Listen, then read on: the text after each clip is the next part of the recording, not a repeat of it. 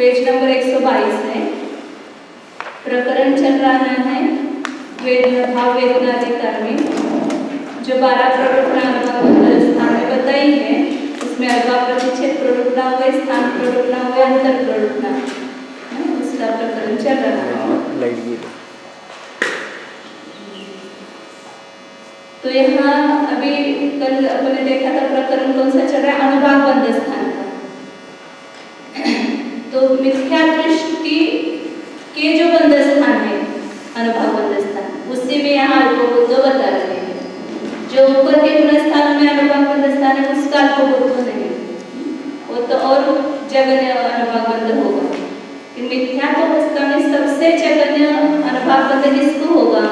तो जो सौधि पंचेंद्रिय सकल संयम के सन्मुख है उसकी सबसे ज्यादा विशुद्धि होगी, तो वह जो ज्ञानावरणादिक का अनुभाग बंध करेगा तो सबसे जगन्य, मिथ्यात्व अवस्था में देखेंगे तो सबसे जगन्य अनुभाग बंध होगा। फिर उसके नीचे नीचे आएंगे तो उसके अनुभाग बंध जो है बढ़ता जाएगा। सबसे जगन्य लास्ट में, और उसमें भी बताया कि जो जगन्य स्थिति को कारणभूत परिणाम है उसमें जो अनुभाग बंध व्यवसाय स्थान संख्या प्रमाण, उसमें जो पहला उत्कृष्ट विशुद्धि स्थान है उससे सबसे जगन्य अनुभाग बंध होगा। फिर आगे जो है वो अनुभाग बंध बढ़ता जाएगा।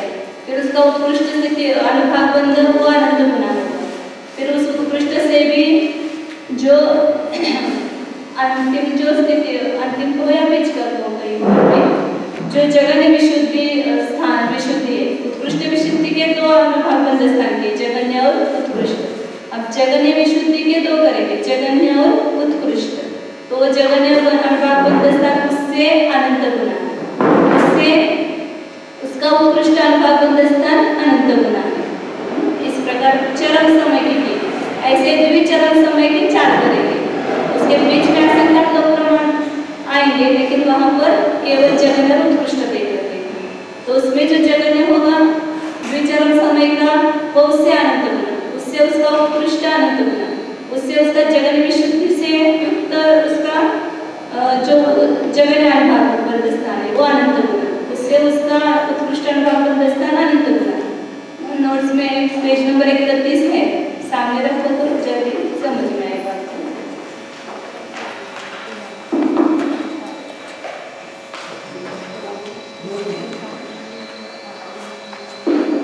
पहले सब बताए वहां तक स्वस्थान सातिशय मिथ्या दृष्टि, पहले सब ऊपर के हो गए। सूक्ष्म सांप्राय के अंतिम समय का जगन्य बंध स्थान सबसे स्तोक है, ये ऊपर सब बताए ना। द्विचरम समय का उससे अनंत गुना, द्विचरम समय का वहां तो एक ही अनुभाग बंध स्थान, वहां अनेक नहीं है, तो वो अनंत गुना अनुवृत्ति करके शब्द तक बताया। फिर उसके बाद ये बता रहे हैं, बीच के बताए नहीं यहाँ पर, ऐसा नहीं समझना कि वो डायरेक्ट मिथ्यात्व का ही जगन्य आएगा। बीच के जो है वो बताए नहीं, केवल मिथ्या दृष्टि के जो अनुभाग बंध स्थान है उसी का वर्णन किया है। तो जो संयम के अभिमुख अंतिम समय में जो मिथ्या दृष्टि है उसके उत्कृष्ट विशुद्धि के निमित्त से जो जगन्य अनुभाग बंध स्थान होगा वहां से लेकर के सौम्य पंचेंद्रिय के पूरे बताए, मतलब द्विचरम त्रिचरम ऐसे करते करते अंतर्मुक्त काल तक जो विशुद्धि बनेगी उसके निमित्त से जो जगन्य अनुभाग बंध और उत्कृष्ट अनुभाग बंध ऐसे अनंत गुना करते जाना। फिर उसके बाद स्वस्थान लिया। स्वस्थान का अर्थ क्या लेना? करण परिणाम के बिना अन्य समय में जो विशुद्धि होती है उस अपेक्षा से उसको स्वस्थान कहेंगे। तो उस स्वस्थान मिथ्या दृष्टि की जो सबसे उत्कृष्ट विशुद्धि होगी उसके निमित्त से जो अनुभाग बंध होगा जगन्य अनुभाग बंध वह अनंत होगा। फिर उसके निमित्त से जो उत्कृष्ट अनुभाग बंध होगा वह अनंत होगा। फिर वह स्वस्थान की अपेक्षा से सबसे जगन्य विशुद्धि उसके निमित्त से होने वाला जगन्य अनुभाग बंध। फिर उस जगन्य विशुद्धि के निमित्त उसके असंख्यात प्रमाण अनुभाग बंध स्थान लेंगे ना, उससे लास्ट का जो है वो उत्कृष्ट अनुभाग बंध वो अनंत बंध। इस प्रकार यहाँ तक आए थे।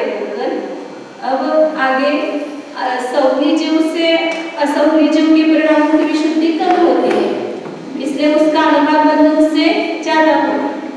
ऐसा विशुद्ध परिणाम की अपेक्षा से देखेंगे तो सौम्य पंचेंद्रिय की अपेक्षा से असौम्य पंचेंद्रिय में विशुद्धि कम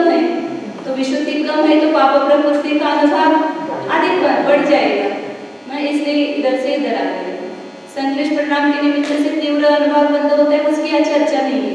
विशुद्ध परिणाम के निमित्त से जो पाप प्रकृति का अनुभव बंद हो रहा है उसकी यहाँ चर्चा की है। तो अपने को कैसा लगता है कि एक इंद्रिय में शक्ति कम है, वह अनुभव बंधन कम करेगा, और सौम्य पंचेंद्रिय में शक्ति ज्यादा है। जैसे स्थिति बंधन में देखते हैं ना कि एक इंद्रिय जीव जो है उसकी शक्ति कम है तो कम स्थिति बांधता है, और द्विंद्रिय त्रिंद्रिय चतुरिंद्रिय आदि जो है वो आदि स्थिति बांधते हैं। लेकिन यहाँ पर विशुद्ध परिणाम के निमित्त से जो अनुभव बंद हो रहा है उसकी अपेक्षा से यहाँ चर्चा कर रहे हैं। तो सौम्य पंचेंद्रिय कम करेगा अनुभव बंध विशुद्धि के निमित्त से, उससे सौम्य पंचेंद्रिय अनुभव बंध अधिक करेगा, उससे चतुरिंद्रिय अधिक, उससे त्रिंद्रिय अधिक, उससे द्विंद्रिय अधिक, और उससे एक इंद्रिय अधिक बंद करेगा। फिर जब संश्लेष परिणाम के निमित्त से लेंगे तो इधर जब उत्कृष्ट लेंगे तो उल्टा हो जाएगा। इसके आगे सर्व विशुद्ध असौदी पंचेंद्रिय मिथ्या दृष्टि के अंतिम समय में उत्कृष्ट विशुद्धि स्थान संबंधी ज्ञानावरण का जगन्य अनुभाग बंध स्थान अनंत गुना है। फिर उसके ही असंख्यात लोकमात्र स्थानों में ज्ञानावरण का उत्कृष्ट अनुभाग बंध स्थान अनंत गुना है। फिर उसके ही अंतिम समय में जगन्य विशुद्धि संबंधी ज्ञानावरण का जगन्य अनुभाग बंध स्थान अनंत गुना है। फिर उसके ही असंख्यात लोकमात्र स्थानों संबंधी ज्ञानावरण का उत्कृष्ट अनुभाग बंध स्थान अनंत गुना है। जो अनुभाग बंधाते स्थान है ना वो षट्स्थान बुद्धि से आते हैं, इसलिए उसके निमित्त से अनुभाग बंध जो होगा वो भी षट्स्थान बुद्धि से होगा। अनंत भागवती युक्त, संख्यात भागवती युक्त, एक जीव को एक ही होगा, लेकिन नाना जीवों की अपेक्षा से इतने परिणाम इतने अनुभाग बंध बन सकते उस समय में। जो असौदी पंचेंद्रिय की सबसे ज्यादा विशुद्धि है उसके अंतिम समय में जो होगा वो असंख्यात लोक प्रमाण अनुभाग बंधाते स्थान होंगे। स्थिति जगह बांधी जाएगी और अनुभाग बंध वहां पर जो जगह कम बांधा जाएगा उसकी अपेक्षा से भी असंख्यात लोक प्रमाण अनुभाग बंधाते स्थान है। उसमें पहली जो विशुद्धि वो सबसे उत्कृष्ट विशुद्धि और लास्ट की वो सबसे जगन विशुद्धि। तो उत्कृष्ट विशुद्धि से जगन अनुभाग बंध होगा, जगन विशुद्धि से उत्कृष्ट अनुभाग बंध होगा। इस प्रकार अंतिम समय में लेना सर्व विशुद्ध परिणाम जब होंगे असौदी पंचेंद्रिय के उसके अंतिम समय में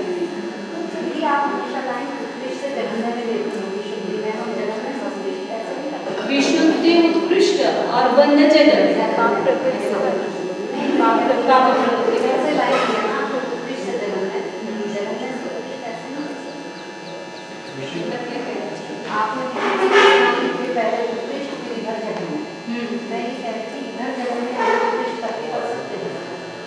विशुद्धि के परिणाम तो यहाँ जन्म में तो जो बंद होगा वैसा होगा।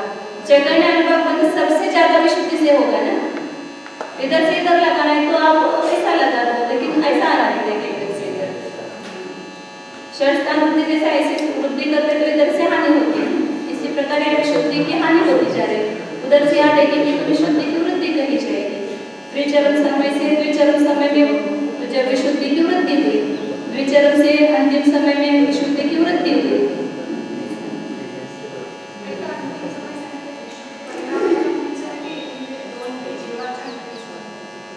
विशुद्धि से अपेक्षा तो यहाँ एक कहाँ बनेगी, अभी वो पहले चर्चा हमारी होती है किस तरीके से, तो मतलब एक कहीं कहाँ पर लेंगे इसको विशुद्धि। तो जैसे असौदी सौदी पंचेंद्रिय में पैदा हो रहा है तो उसके परिणाम कैसे होंगे, वहाँ पर विशुद्धि। उसकी सबसे अंतिम समय में ज्यादा विशुद्धि या चतुरेंद्र से सौदी पंचेंद्रिय में आने वाला तो वहाँ उसकी विशुद्धि बनेगी। त्रिंद्र से सौदी पंचेंद्रिय होने वाला है, द्विंद्र से सौदी पंचेंद्रिय, तो उस समय उसकी सर्व विशुद्धि है। तो विशुद्धि अभी बढ़ती जा रही है तो लास्ट समय में सबसे ज्यादा होगी ना। यहाँ अभी अंतर्मुक्त पहले से उसकी विशुद्धि बढ़ती जा रही है तो अंतिम समय में सबसे ज्यादा विशुद्धि है, तो अंतिम समय लेंगे सबसे विशुद्धि। हाँ ऐसा लग रहा है अभी वापिस कुछ आगे में आए तो पता नहीं, भाषित ऐसा हो रहा है या स्पष्ट कुछ कथन नहीं है।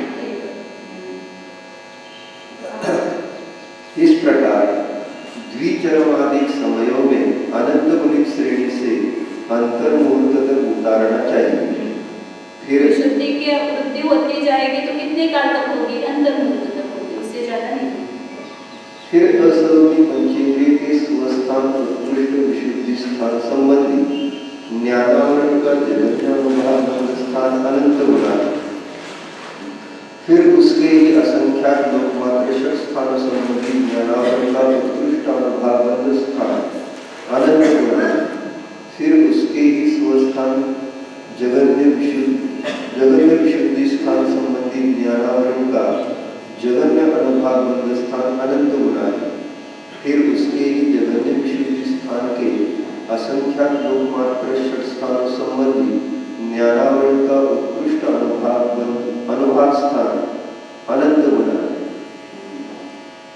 पुनः इसके आगे लगाते थे ना, वैसे सवनी के जैसे किए सर्व विशुद्धि की अपेक्षा से उत्कृष्ट विशुद्धि, उसके निमित्त से जगन्यानुभाव बंध उत्कृष्ट अनुभाव बंध, जगन्य विशुद्धि संबंधी जगन्यानुभाव बंध स्थान उत्कृष्ट अनुभाव बंध स्थान। फिर स्वस्थान के वैसे ही किए, अंतर्मुहूर्त तक सर्व विशुद्धि के लेना, फिर स्वस्थान के लेना, स्वस्थान के भी वहाँ चार बताए।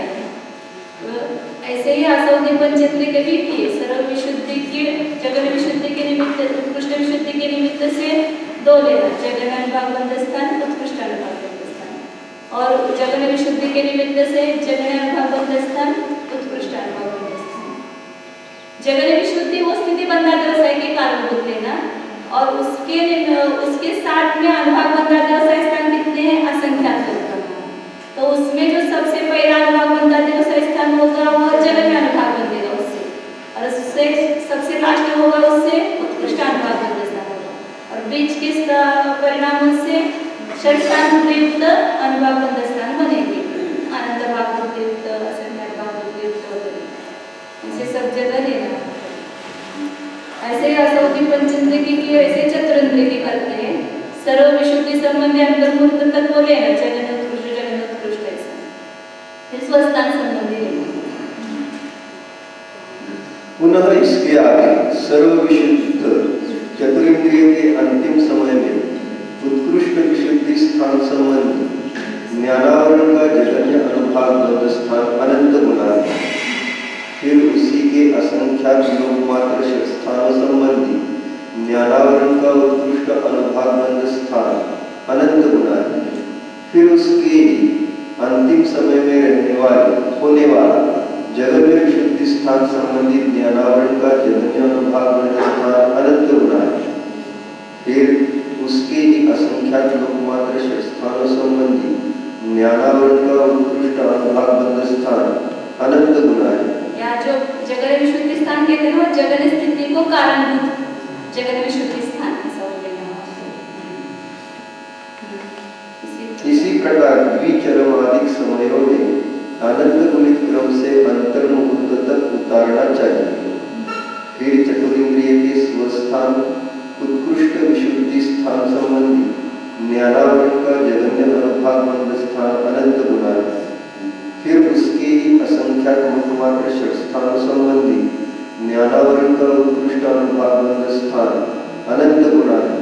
फिर उसी चतुरेंद्रिय के स्वस्थान जगन्य विशुद्धि स्थान संबंधी ज्ञानावरण का जगन्य अनुभाव बंध स्थान अनंत गुना है।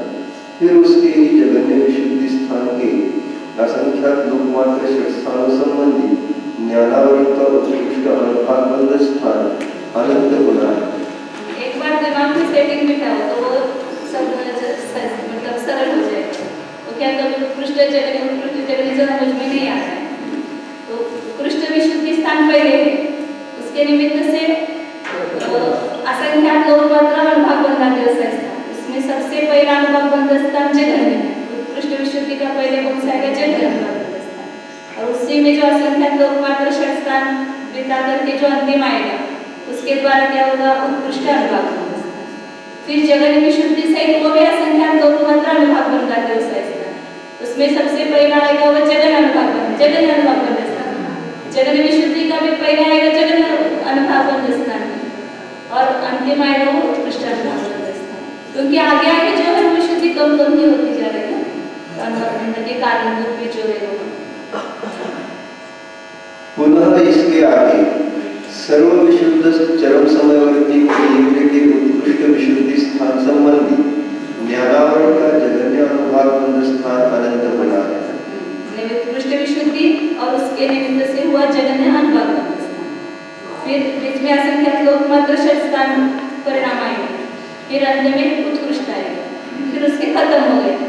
फिर आगे आगे के जो स्थिति बंधा व्यवसाय स्थान के एक एक के साथ में असंख्यात लोक मात्रा अनुभाग बंधा व्यवसाय स्थान है, वो भी नहीं बताए। फिर लास्ट का जो जगन्य विशुद्धि परिणाम है, उसके साथ में जो असंख्यात लोक मात्रा अनुभाग बंधा व्यवसाय स्थान है, उसके पहले परिणाम से जगन्य अनुभाग बंधा स्थान और अंतिम परिणाम से उत्कृष्ट अनुभाग बंधा स्थान।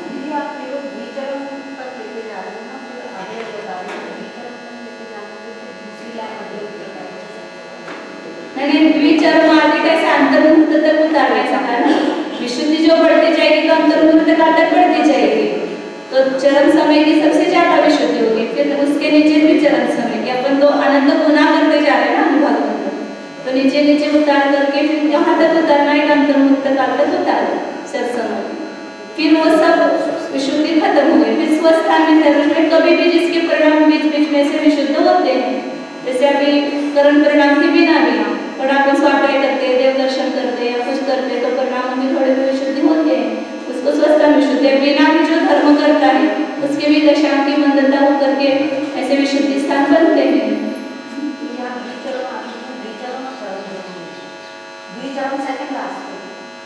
द्विचरम, त्रिचरम, चतुश्चरम, पंचचरम, इसको आगे कहेंगे। अंतर्मुहूर्त तक नीचे चलो, इसको द्विचरम चरम का बताया, फिर द्विचरम आदि मतलब त्रिचरम, चतुश्चरम ऐसे आते हैं।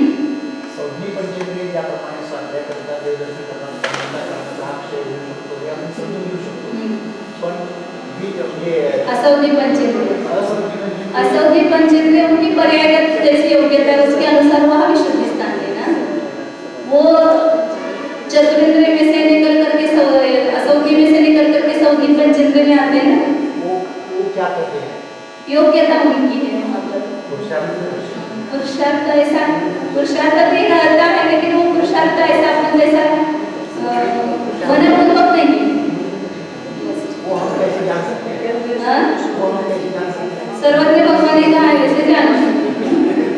इसी से तो सर्वज्ञ की सिद्धि होती है ना, इतना सूक्ष्म वर्णन हम जैसे लोग कैसे कर सकते हैं?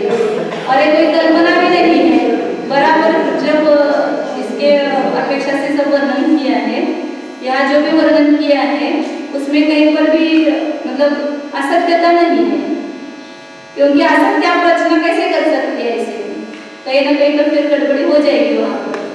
कल्पना की जा सकती है ना, हम कल्पना कर सकते हैं, लेकिन प्रत्यक्ष हम नहीं जानते, सर्वज्ञ भगवान जानते हैं, आप दिन यानी मन प्रयत्न नहीं जानते हैं, और उन्होंने जैसा बताया है उसका हम अनुमान से जानते हैं। आपने कहा इतना सूक्ष्म वर्णन जो है हम नहीं कर सकते, इसी से सिद्ध होता है सर्वज्ञ, कल्पना नहीं की जा सकती, तो सूक्ष्म वर्णन की कल्पना कर भी सकते हैं, सत्य नहीं होगी वो बात अलग है।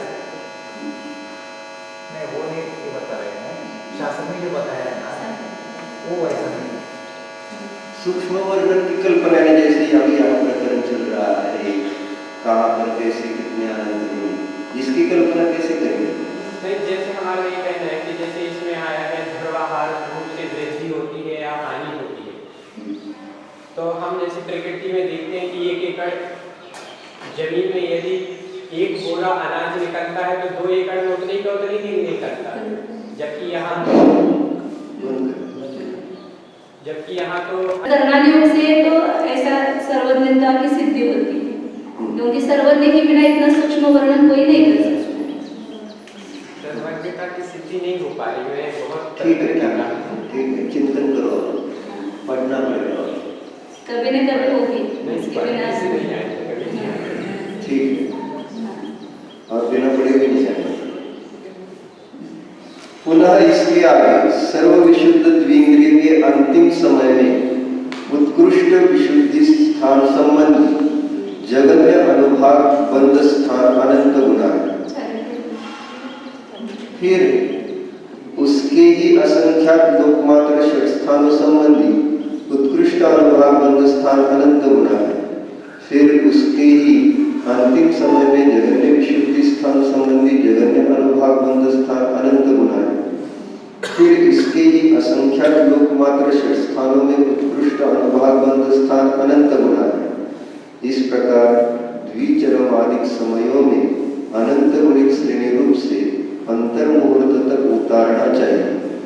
इसके पश्चात द्विंद्रिय के स्वस्थान उत्कृष्ट विशुद्धि स्थान संबंधी जगन्य अनुभाग बंध स्थान अनंत गुना है। फिर इसके ही असंख्यात लोकमात्र षट स्थानों संबंधी उत्कृष्ट अनुभाग बंध स्थान अनंत गुना है। फिर उसके ही जगन्य विशुद्धि स्थान संबंधी जगन्य अनुभाग बंध स्थान अनंत गुना है। फिर इसके ही असंख्यात लोकमात्र षट स्थानों संबंधी उत्कृष्ट अनुभाग बंध स्थान अनंत गुना है। पुनः इसके आगे सर्व विशुद्ध बादर इंद्रिय के अंतिम समय में उत्कृष्ट विशुद्ध स्थान संबंधी जगन्य अनुभाग बंध स्थान अनंत गुना है। फिर इसके ही असंख्यात लोकमात्र षट स्थान संबंधी उत्कृष्ट अनुभाग बंध स्थान अनंत गुना है। फिर उसके ही अंतिम समय में जगन्य विशुद्धि स्थान संबंधी जगन्य अनुभाग बंध स्थान अनंत गुना है। फिर उसके ही असंख्यात लोकमात्र छह स्थानों संबंधी उत्कृष्ट अनुभाग बंध स्थान अनंत गुना है। इस प्रकार द्विचरमादिक समयों में अनंत गुणित क्रम से अंतर मुहूर्त तक उतारना चाहिए। उसके आगे बादर इंद्रिय के स्वस्थान उत्कृष्ट विशुद्धि स्थान संबंधी जगन्य अनुभाग बंध स्थान अनंत गुना है। फिर इसके ही असंख्यात लोकमात्र षट स्थान संबंधी उत्कृष्ट अनुभाग बंध स्थान अनंत गुना है। फिर उसी बादर इंद्रिय के स्वस्थान जगन्य विशुद्धि स्थान संबंधी जगन्य अनुभाग बंध स्थान अनंत गुना है। फिर उसके ही असंख्यात लोकमात्र षट स्थानों संबंधी उत्कृष्ट अनुभाग बंध स्थान अनंत गुना है। पुनः इसके आगे सर्व विशुद्ध सूक्ष्म निबोध अपर्याप्त के अंतिम समय में उत्कृष्ट विशुद्धि स्थान संबंधी जगन्य अनुभाग बंध स्थान अनंत गुना है। उसी के असंख्यात लोकमात्र षट स्थानों संबंधी उत्कृष्ट अनुभाग बंध स्थान अनंत गुना है। फिर उसके ही अंतिम समय में जगन्य विशुद्धि स्थान संबंधी ज्ञानावरण का जगन्य अनुभाग बंध स्थान अनंत गुना है। उसी के असंख्यात लोकमात्र षट स्थानों संबंधी उत्कृष्ट अनुभाग बंध स्थान अनंत गुना है। इस प्रकार द्विचरमादिक समयों में अनंत गुणित क्रम से अंतर मुहूर्त तक उतारना चाहिए। स्थितिबंध उल्टा होगा। स्थितिबंध ऐसा नहीं होगा। स्थितिबंध सबसे कम एक केंद्र का है और उत्तरोत्तर जो है द्वितीयादिक का स्थितिबंध अधिक है। इस प्रकार तत्पश्चात हद समुत्पत्ति करके स्थित सूक्ष्म निरोध अपर्याप्त के स्वस्थान उत्कृष्ट विशुद्धि स्थान संबंधी ज्ञानावरण का जगन्य अनुभाग बंध स्थान अनंत गुना है। फिर उसके ही असंख्यात लोकमात्र षट स्थानों संबंधी ज्ञानावरण का उत्कृष्ट अनुभाग बंध स्थान अनंत गुना है। फिर उसी सूक्ष्म निरोध अपर्याप्त के स्वस्थान जगन्य विशुद्धि स्थान संबंधी ज्ञानावरण का जगन्य अनुभाग बंध स्थान अनंत गुना है। फिर उसके ही असंख्यात लोकमात्र षट स्थानों संबंधी ज्ञानावरण का बंध व सत्व के सदृश अनुभाग बंध स्थान अनंत गुना है। इन स्थानों के अंतर 6 प्रकार की वृत्ति में अवस्थित है। यथा अनंत भाग वृत्ति स्थान उसके लिए असंख्यात लोकमात्र षट स्थानों संबंधी ज्ञानावरण का बंध व सत्व के सदृश अनुभाग बंध स्थान। अभी नीचे और अनुभाग बंध स्थान है उसके सूक्ष्म केंद्र के। जो नीचे के बंध स्थान है ना वो सत्व स्थान नहीं है, वो सूक्ष्म केंद्र के, वो आगे समझ इन स्थानों के अंतर 6 प्रकार की वृत्ति में अवस्थित है। यथा अनंत भाग वृत्ति स्थानों के अंतर और स्पर्धकों के अंतर अनंत वे भाग से अधिक है। जैसा अनुभाग बनता है व्यवसाय स्थान षट स्थान वृद्धि से आए हुए है ना, तो एक पहला षट स्थान पहला अनुभाग बंध स्थान से दूसरा अनुभाग बंध स्थान अनंत भाग वृद्धि से युक्त है, तो उन दोनों के बीच में अंतर कितना होगा? अनंतवा भाग ही है। उनके स्पर्धकों का अंतर भी कितना होगा? अनंतवा भाग है।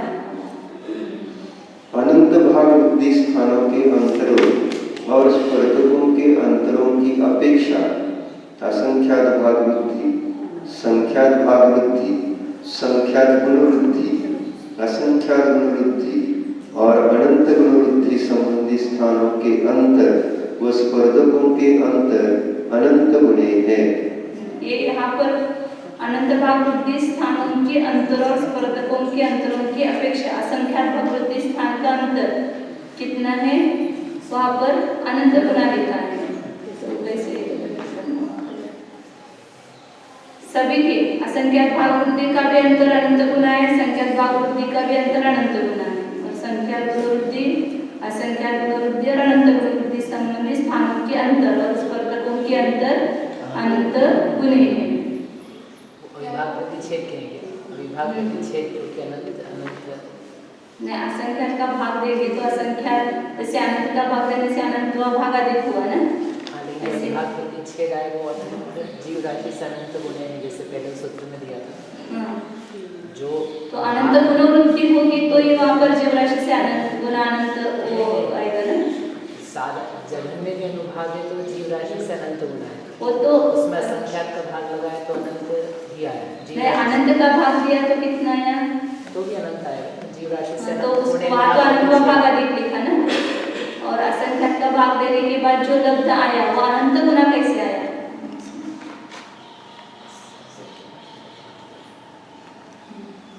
असंख्यात भाग वृद्धि, संख्यात भाग वृद्धि, संख्यात गुण वृद्धि, इसका वो उदाहरण निकलते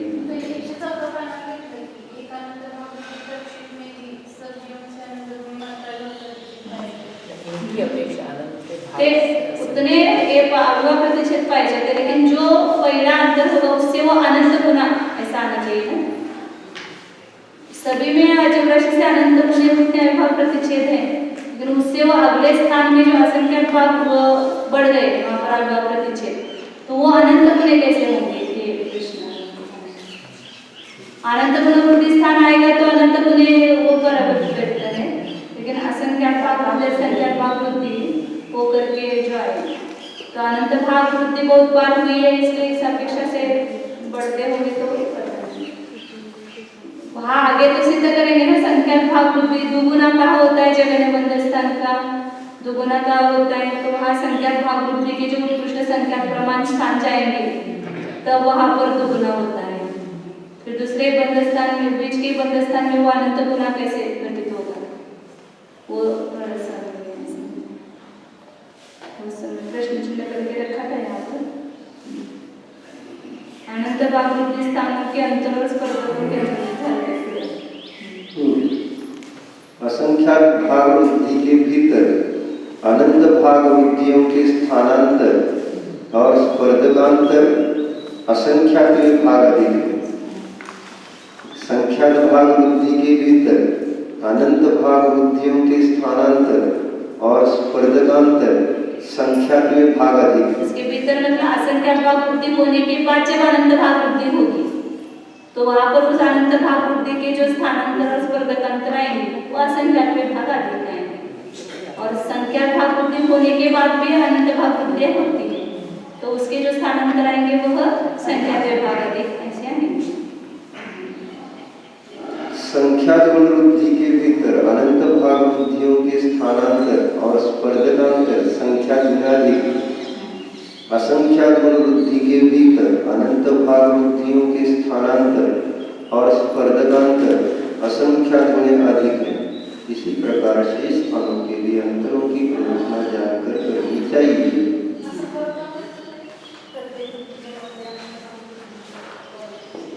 ते पहिल्यांदा असंख्यात भाग देऊन आले ना, फिर असंख्यात भाग के बाद अनंत भाग वृद्धि आई तो भी वहाँ पर उसके जो स्थानों का अंतर बनेगा वो असंख्यात भाग अधिक बनेगा। शंका। यहाँ शंकाकार कहता है कि सूक्ष्म निरोध अपर्याप्त के जगन्य अनुभाग स्थान से नीचे के अनुभाग बंध स्थान केवल कभी कभी किसी भी जीव में संभव नहीं, कभी भी किसी भी जीव में संभव नहीं। सूक्ष्म निगोद अपर्याप्त के जगन्य अनुभाग स्थान से नीचे के अनुभाग बंध स्थान केवल मतलब वो बंध स्थान तो है लेकिन सत्व स्थान नहीं हो पाते, कभी भी किसी भी जीव में संभव नहीं है। इस कारण उनके अनुभाग स्थान संज्ञा संगत नहीं है। बंध के प्रति स्थान संज्ञा हो सकती है, ऐसा कहने पर कहते हैं कि वैसा भी संभव नहीं है, क्योंकि उस स्वरूप से न पाए जाने वाले समान धन वालों व एक पंक्ति रूप से स्थित परमाणु उद्गलों में अंतर्भाव को प्राप्त हुए तथा सत्वानुभाग स्थान के प्रमाण को न प्राप्त करने वाले के अनुभाग स्थान होने का विरोध है। इस कारण सूक्ष्म निगोद पर्याप्त के जगन्य अनुभाग सत्व स्थान से नीचे के अनुभाग स्थानों की प्रवृत्ति अनर्थक है। प्रश्न समझ में आएगा? बंद होकर के भी सत्व कैसे नहीं पाते? अभी आप उस बीच में वही बता रही थी मैं, वो अनुभाग सत्व स्थान मतलब जो एक जीव को पाया जाएगा, एक जीव को एक समय में जो दिखाई देता है अनुभाग, उसको अनुभाग स्थान कहा ना। तो हाँ, कभी भी सूक्ष्म केंद्र अपर्याप्त में जो भी दिखाई देगा तो वो बीच कुछ नीचे के जो बंध स्थान है, ये बंध तो होता है उस प्रकार से, लेकिन उतना सत्व किसी को नहीं पाया जाएगा, इतना कम सत्व, क्योंकि उसके पास अधिक सत्व है। फिर वो बंद होगा तो उसके अंदर ही गर्भित हो जाएगा, वो सत्ता रूप से कभी नहीं दिखाई देगा।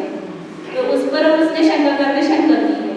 फिर उस बंध स्थान को अपन अनुभाग स्थान कहते क्यों है? कभी वो दिखाई ही नहीं देगा तो उस रूप से सत्ता होगी नहीं, तो उसका अनुभाग स्थान कहने का ही मतलब वहाँ पर निरर्थक है, ऐसा कहना है इसको।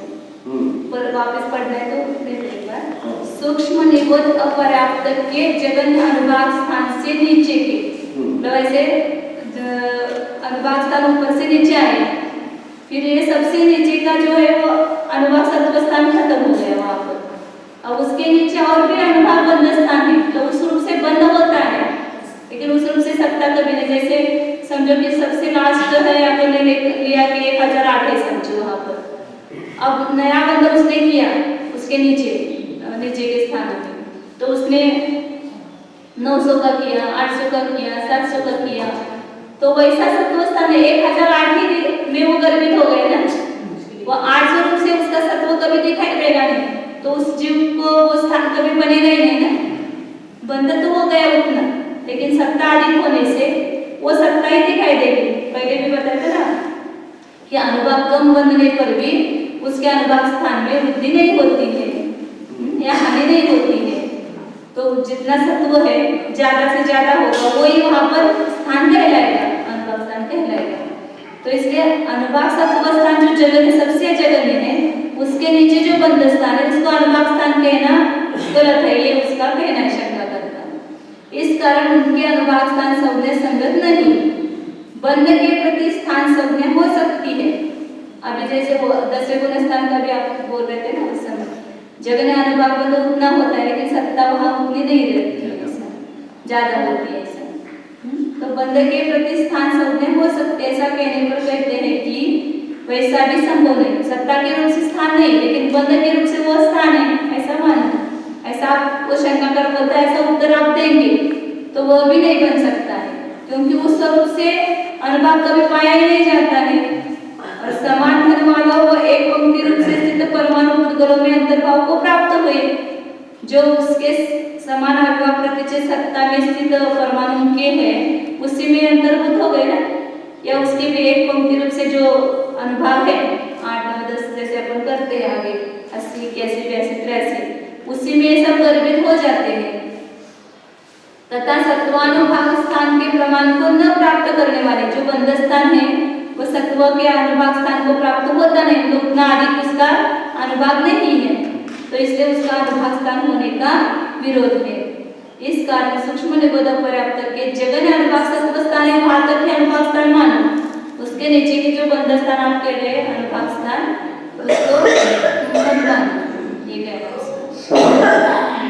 यह कोई दोष नहीं, क्योंकि इसी जगन्य अनुभाग स्थान के स्वरूप की प्ररूपणा करने के लिए उक्त अनुभाग स्थानों की प्ररूपणा की गई है, कारण कि उनकी प्ररूपणा के बिना जगन्य अनुभाग स्थान का प्रमाण, स्पर्धकों का प्रमाण, उनकी वर्गणाओं का प्रमाण और अंतर का प्रमाण नहीं जाना जा सकता है। अतएव उक्त नीचे के बंद स्थानों की प्ररूपणा सफल है, ऐसा ग्रहण करना चाहिए। सबसे जगन्य अनुभाग बंद स्थान में कितने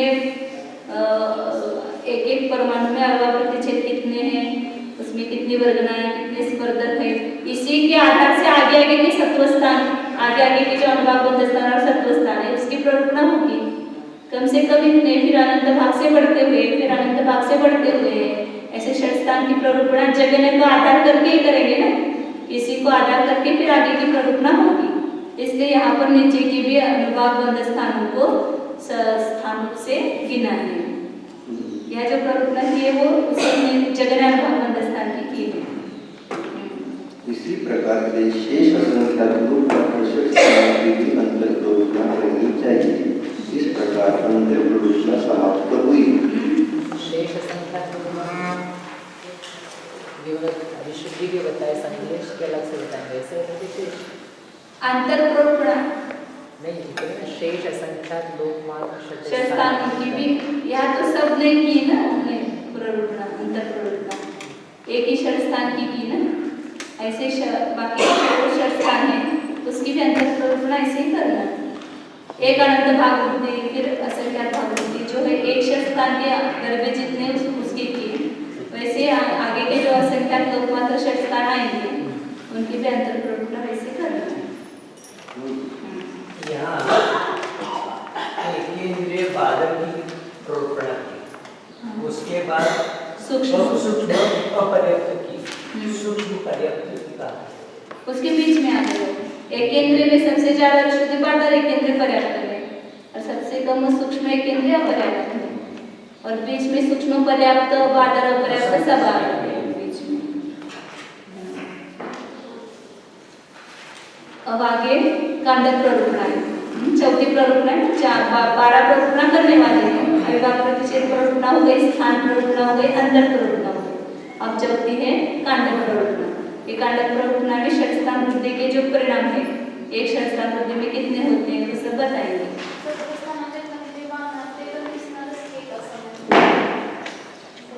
ते स्थान पण दिसणार नाही ना, ते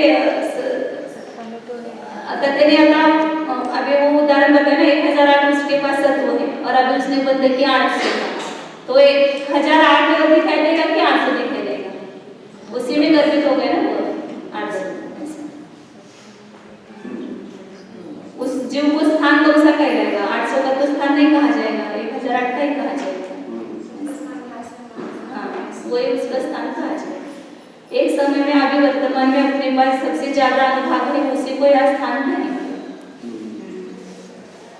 कंडय परुगणदाये अब्धि अनंत भाग परिवर्ती कंडयम, असंख्येच्य भाग परिवर्ती कंडयम, संख्येच्य भाग परिवर्ती कंडयम, संख्येच्य गुण परिवर्ती कंडयम, असंख्येच्य गुण परिवर्ती कंडयम, अनंत गुण परिवर्ती कंडयम। कांडक प्ररूपणा में अनंत भाग वृद्धि कांडक, असंख्यात भाग वृद्धि कांडक, संख्यात भाग वृद्धि कांडक, संख्यात गुण वृद्धि कांडक, असंख्यात गुण वृद्धि कांडक और अनंत गुण वृद्धि कांडक होते हैं। कांडक का अर्थ सूक्ष्म का असंख्यात भाग इतने का एक कांडक होता है। अनंत गुण वृद्धि कांडक कैसे होगा? वो एक ही का एक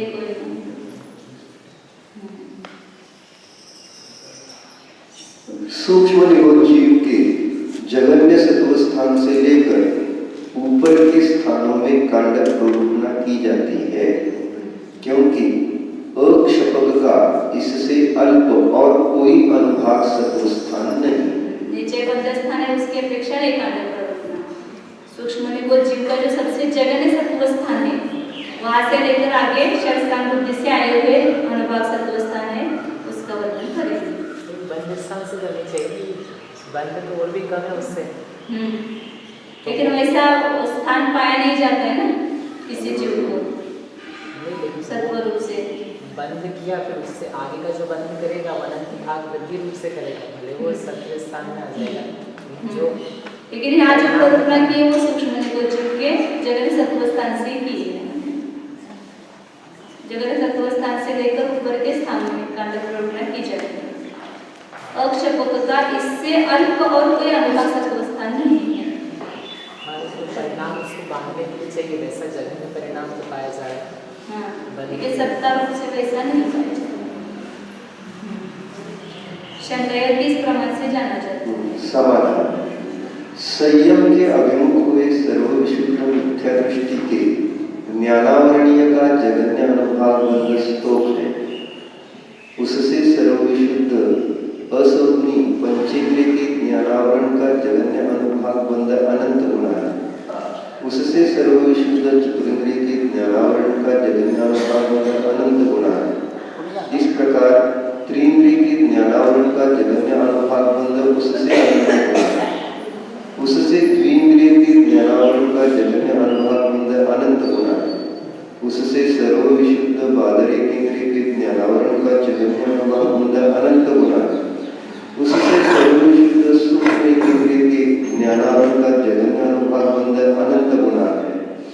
हद समुत्पत्ति करके स्थित हुए उसके ही ज्ञानावरण का जगन्य अनुभाग सत्व अनंत गुना है।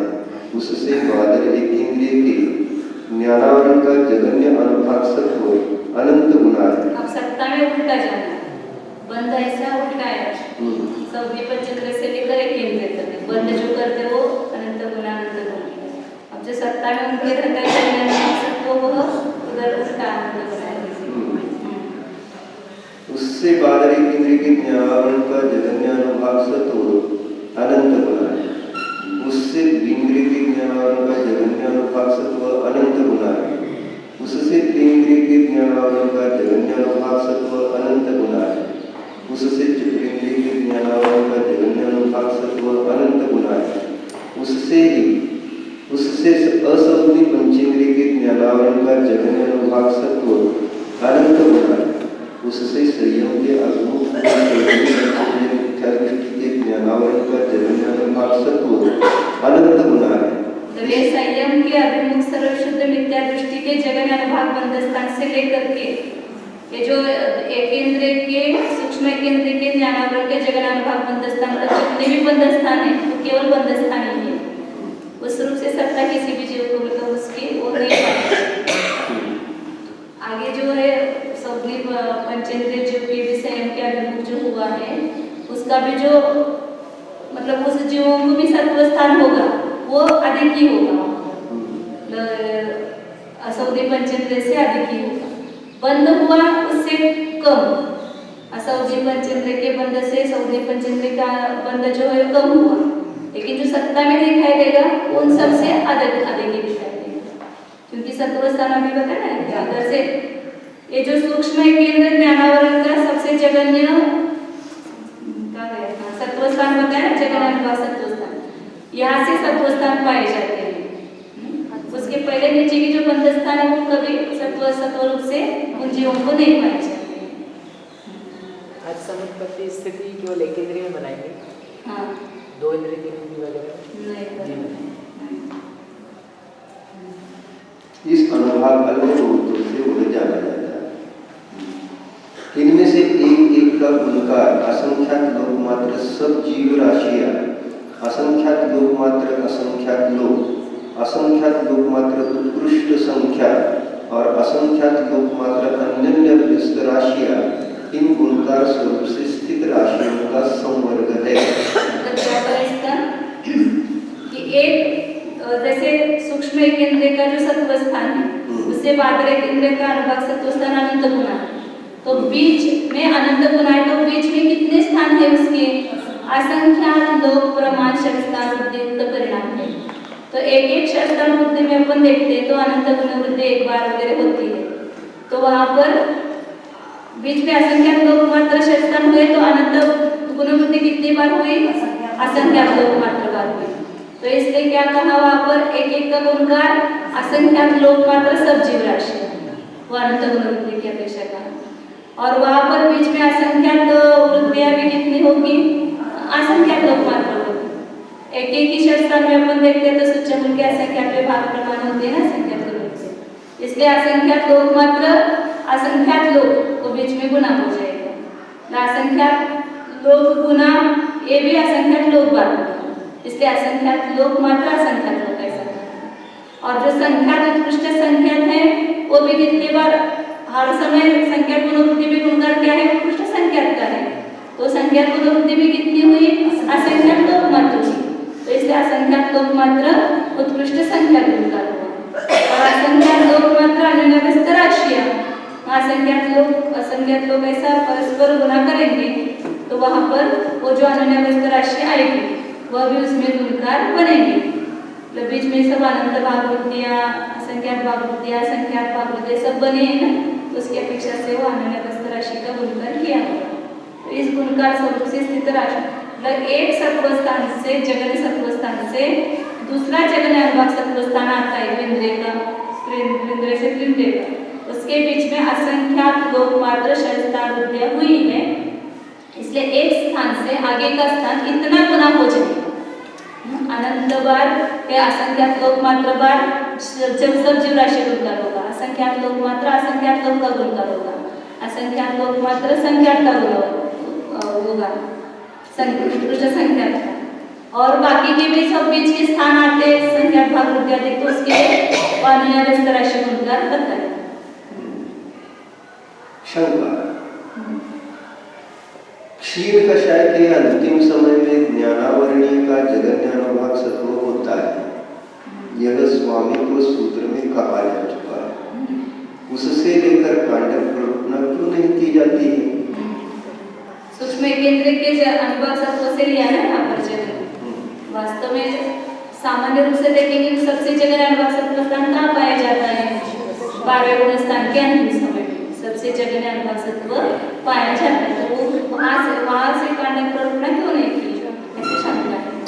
समाधान नहीं, क्योंकि उससे लेकर क्रम से 6 वृत्तियों का अभाव और क्रम से निरंतर वृत्ति से रहित स्थानों में कांडक प्ररूपना करना शक्य नहीं, क्योंकि उसमें विरोध है, वहां तर अनंत गुण वृद्धि है ना, इसलिए वहां पर नहीं हो सकता।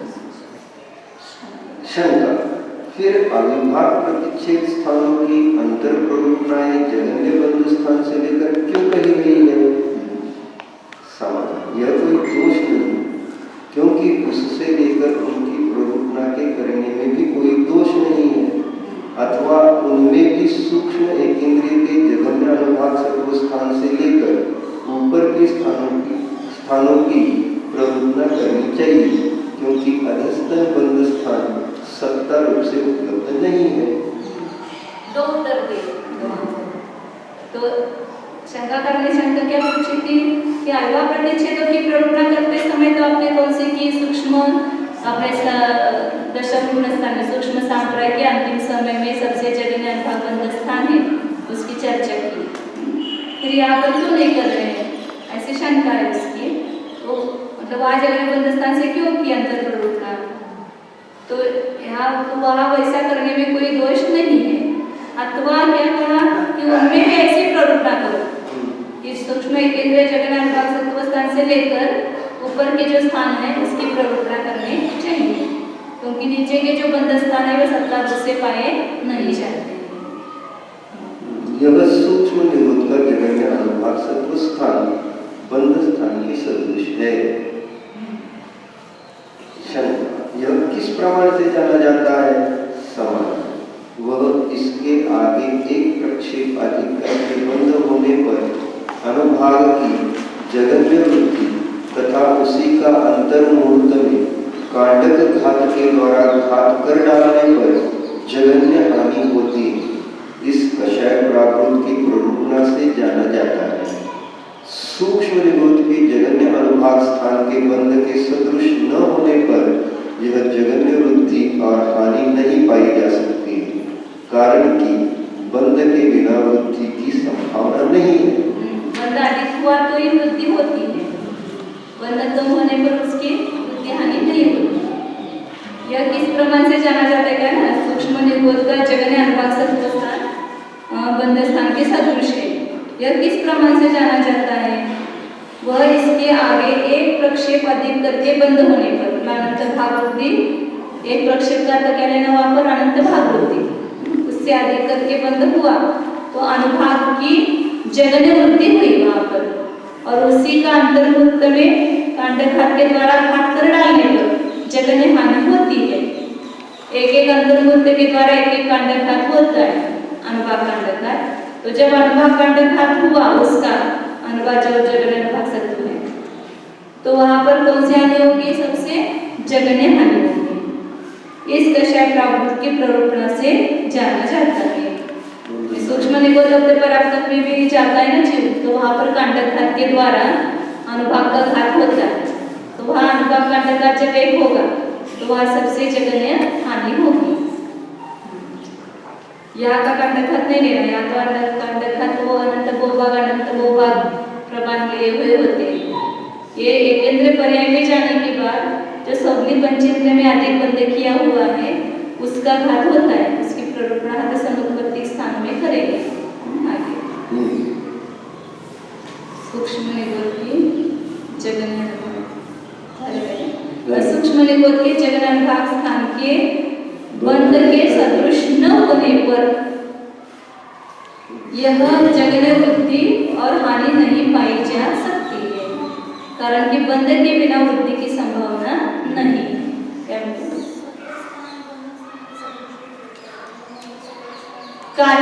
कुछ बंद स्थान सत्व स्थान के सदृश है, लेकिन कुछ जो नीचे के बंद स्थान है वो वैसे सत्व स्थान पाए नहीं जाते। जो बताया संयम के अभिमुख जो मिथ्या दृष्टि वहां से लेकर के वहां नीचे बंद स्थान तक सूक्ष्म केंद्रित वो सत्व स्थान नहीं, इसके ऊपर के जो स्थान है वही सब सत्व स्थान है।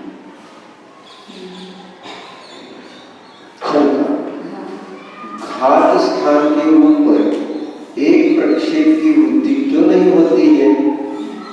सवाल ऐसा पूछने पर उत्तर देते हैं कि घात सत्व स्थान बंध के सदृश अष्टांक और उर्वंक के मध्य में नीचे के उर्वंक से अनंत गुना और ऊपर के अष्टांक से अनंत गुना हीन होकर स्थित है।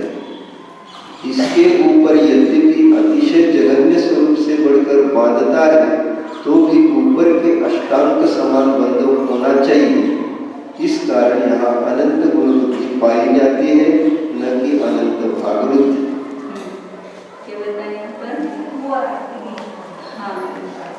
घात स्थान के ऊपर एक प्रक्षेप की वृद्धि क्यों नहीं होती है, ऐसा प्रश्न किया ना उसने, कि ऐसा पूछने पर उत्तर देते कि घात सत्व स्थान बंध के सदृश अष्टांग और उर्वंक के मध्य में नीचे के उर्वंक से अनंत गुना और ऊपर के अष्टांग से अनंत गुना हीन होकर स्थित है।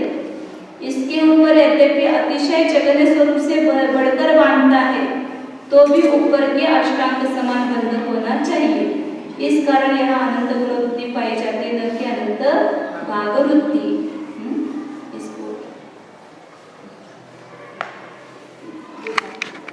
ऊपर के जो उर्वंकार स्थान है, इस अनुभाग बंध स्थान का घात होकर के जो घात स्थान बनेंगे इन दोनों के बीच में, इस अंतिमाष्टांग और उर्वंक के बीच में यहाँ पर षष्ठांगयुक्त घात स्थान बनते हैं जगन से लेकर उत्कृष्ट तक। तो यहाँ पर समझो कि बीच का घात स्थान है और इससे बंधा अधिक बांधा तो कितना बंध होगा? ज्यादा से ज्यादा कम से कम भी अधिक बांधा तो कितना होगा? तो इस अष्टांग के समान होगा, इससे कम नहीं होगा। इसलिए यहाँ पर अनंत गुणवृद्धि की होती है, ऐसा हमने कहा। बीच का घात स्थान है, इससे अधिक बंध हुआ तो एक प्रक्षेप अधिक क्यों नहीं होता है, ऐसा उसने प्रश्न किया था ना। घात स्थान के ऊपर एक प्रक्षेप की वृद्धि क्यों नहीं होती है? ये बीच में घात स्थान है, इस अष्टांग और उर्वंक के बीच में घात स्थान आते हैं। इसका वर्णन सब आगे करने वाले हैं, जैसे समुत्पत्ति स्थान का वर्णन करेंगे तब करेंगे। तो इस घात स्थान के ऊपर यदि एक प्रक्षेप अधिक बंध किया तो बीच के बंध स्थान क्यों नहीं होते हैं, ऐसा उसने प्रश्न किया। तो यहाँ उत्तर है कि जब बंद भी करेगा, कम से कम इससे अधिक बंद करेगा तो वह इस अष्टांग के समान ही होगा या इससे भी अधिक होगा, इससे कम नहीं होगा। इसलिए यहाँ पर एक प्रक्षेप अधिक से बंद स्थान नहीं आते। ये घात स्थान में भी एक प्रक्षेप की वृद्धि करके बंद स्थान का प्रमाण नहीं आता है, अष्टांग के समान ही बनता है, उससे अधिक बनता है। ये जो बीच के घात स्थान है वो कैसे अष्टांग से अनंत गुना ही और ऊर्ध्वंग से अनंत गुना ऐसे बीच में होते हैं। और इससे वृद्धि हुई, इससे अधिक बंद किया घात स्थान से अधिक, तो भी वो अष्टांग रूप करेगा, उससे कम नहीं करेगा।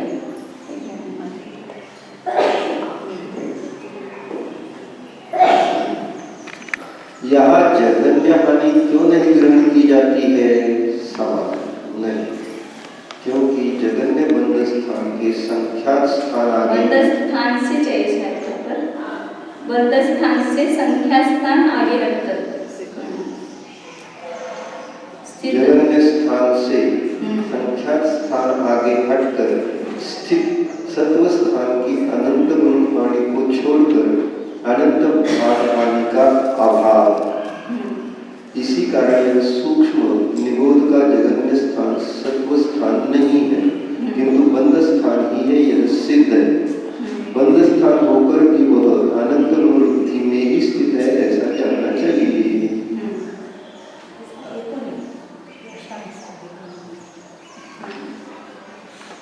ये जगन्य हानि मतलब यहाँ पर अनंत भाग हानि क्यों नहीं ग्रहण की जाती है? अनंत गुणवृद्धि या अनंत गुणानि बनेगा, तो जगन्य हानि क्यों नहीं ग्रहण की जाती है? नहीं, क्योंकि जगन्य बंद स्थान जो सबसे जगन्य बंद स्थान है उसके आगे संख्या स्थान आगे हटने तक वहां पर सत्व स्थान नहीं है। फिर हटकर स्थित कौन है? सत्व स्थान है। संख्या स्थान ऊपर जाओ, जो सूक्ष्म केंद्रीय पर्याप्त के जो बंद स्थान है उसके नीचे संख्या स्थान आगे जाने पर सत्व स्थान, जगन्य सत्व स्थान आता है, जगन्य अनुभव सत्व स्थान। फिर वहां पर सत्व स्थान की अनंत गुण हानि को छोड़कर अनंत भाग हानि का अभाव है, उसकी हुई तो क्या होगी? वहां पर अनंत गुण हानि ही होगी, बीच की अनंत भाग हानि नहीं होती है। इसी कारण यह सूक्ष्म निबोध का जगन्य स्थान सत्व स्थान नहीं है, किंतु बंद स्थान ही है, यह सिद्ध है। बंद स्थान होकर भी वो अनंत प्रवृत्ति में स्थित है, ऐसा जानना चाहिए।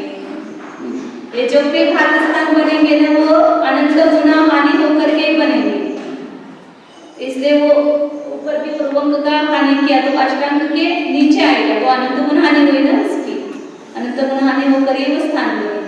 और इधर से बंद होगा तो वहां पर अनंत गुना बढ़ करके होगा। शंका, यह अष्टांग ही है, यह किस प्रमाण से जाना जाता है? समाधान, एक षट स्थान का आश्रय करके स्थित आगे की अधस्तन स्थान प्ररूपना में जगन्य स्थान से अनंत विभाग से अधिक स्थानों का कांडक जाकर असंख्यात विभाग से अधिक असंख्यात भाग वृद्धि का स्थान होता है। यह जो प्ररूपना की गई है उससे जाना जाता है कि जगन्य स्थान पूर्वंग नहीं होता है, क्योंकि पूर्वंग के होने पर समस्त कांडक प्रमाण गमन घटित नहीं होता है। मतलब सब अपन हमेशा देखते हैं कि षटस्थान वृद्धि का प्रारंभ अष्टांग से होता है और उसका समाप्ति पूर्वंग से होती है। पूर्वंग के आगे षटस्थान वृद्धि नहीं है, अष्टांग के आगे जो है वहां पर षटस्थान वृद्धि होती है, इससे जाना जाता है।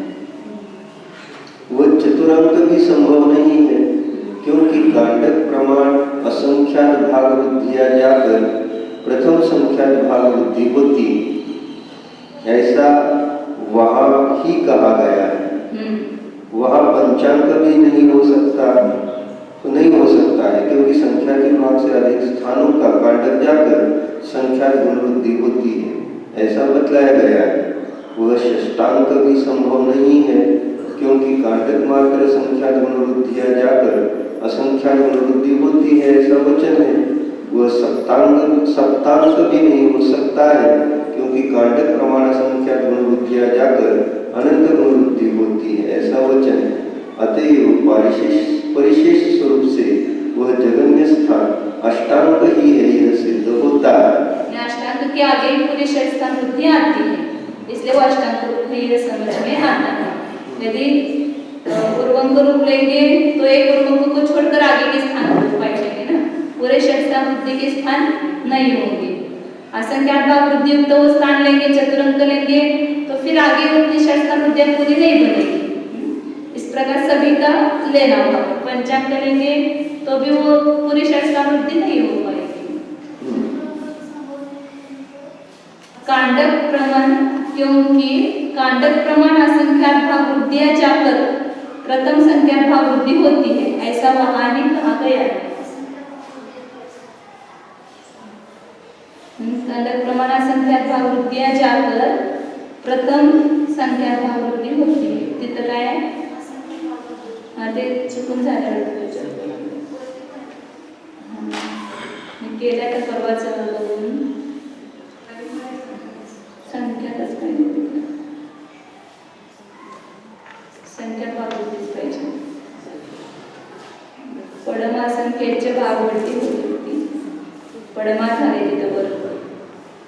कंडयमेच्या संख्येचे भागवड्डी व गंतून पडम संख्येच्या भागवड्डी होती, तर ते होणे जातात। पडमा झाले ते पडम करावं लागेल।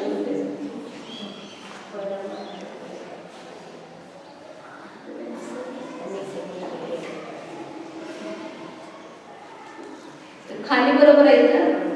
बरं आहे पडमा, नाहीतर असं दो छोटा करेंगे ना तो पड़मा संख्येचे भागवड्डी ऐसा हो सकता है। प्रथम संख्यात भागवृद्धि होती है, पड़मा वड्डी कड लावायचं, तर बाकीच्या ठिकाणी कसं केलंय मग खाली तिथं पड़मा शब्द नाहीये, आगे पड़मा शब्द नाही। पंचम कमी न होते संख्येचे भागव्यम कंडय गंतून संख्येचे गणवड्डी होती ती परवत, इथंच प्रथम शब्द लागतो।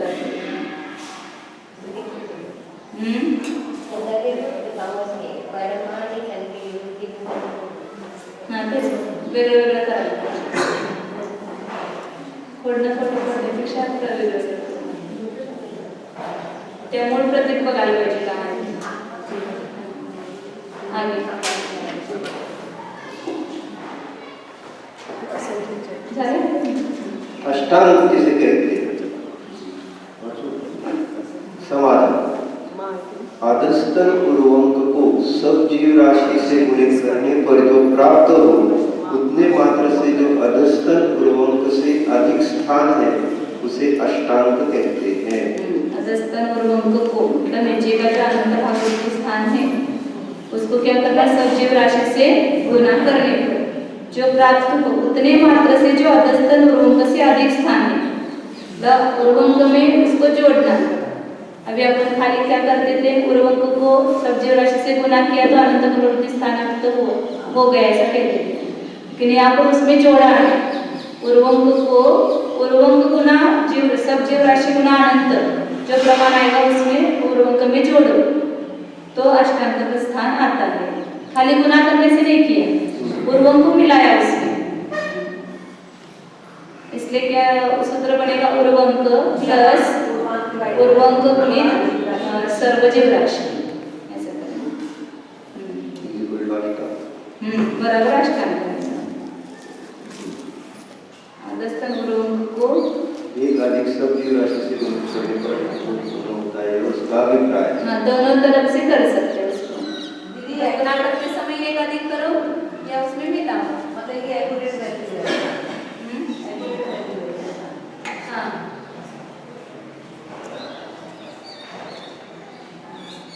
वैसे अपने उर्वंक एक कुछ माना 100 माना समझो, और सर्व जीव राशि का प्रमाण 16 माना, तो सर्व जीव राशि से गुना करो तो ये क्या हुआ? इसको क्या करना?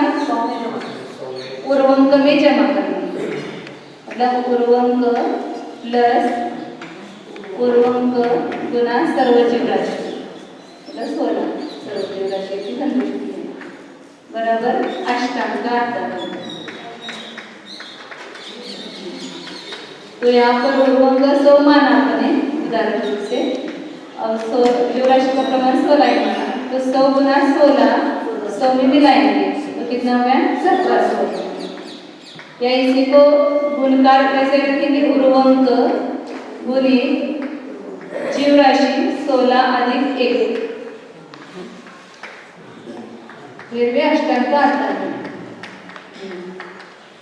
तो 100 गुना 17, ये जो मिलाना है उसको एक गुणकार पढ़ा गया है यहाँ पर, तो अष्टांग। हाँ प्लस हो गया वो गुणांक। ये वाली लाइन ध्यान मारना नहीं है।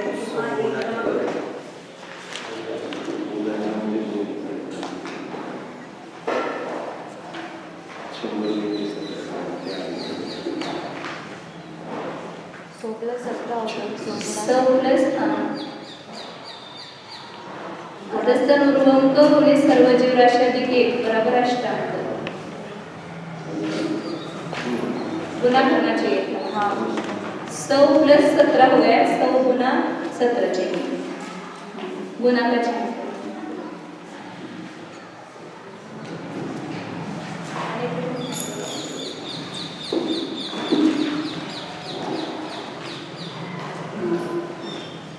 आगे अष्टांग से अधस्तन स्थान की उर्वंक में उर्वंक से गुना अनंत गुना गुणकार मिलाएंगे तब अष्टांग का आता है। हाँ जैसे उर्वंक में अनंत भाग आगे का उर्वंक निकालना तो क्या करते हैं, उर्वंक में उर्वंक अनंत भाग मतलब जीव राशि का भाग दे करके उसी में मिलाते हैं तो अनंत भागवृत्ति कहते हैं ना, और असंख्यात भागवृत्ति असंख्यात का भाग दे करके जो है वो मिलाते तो असंख्यात भागवृत्ति। तो गुणवृत्ति में भी उन्होंने क्या किया है, उत्कृष्ट संख्या से उस उर्वंक स्थान को गुना करो और उस पीछे के उर्वंक में उसको जोड़ो तब वो संख्यात गुणवृत्ति स्थान आता है। हम पहले जैसे सामान्य जीवकांड में क्या करते थे, खाली गुना करते थे, उसमें पीछे के उर्वंक में नहीं मिलाते थे, यहाँ पर वो मिला करके स्थान निकाला है।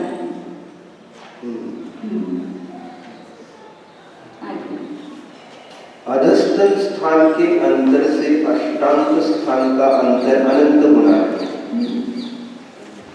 वह इस प्रकार से अनंतर अधस्तन उर्वंक में एक अधिक सब जीव राशि का भाग देने पर जब जो लब्ध हो उसमें से एक कम करने पर उर्वंक स्थान का अंतर होता है।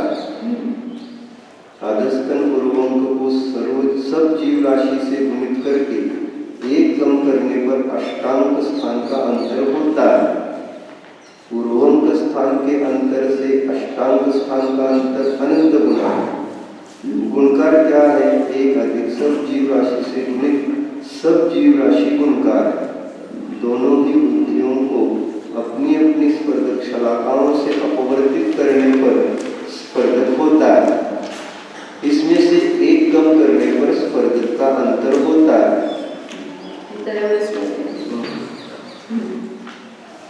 क्या बताया, अधस्तन स्थान के अंतर से अष्टांग स्थान का अंतर अंतर गुना अनंत गुना है।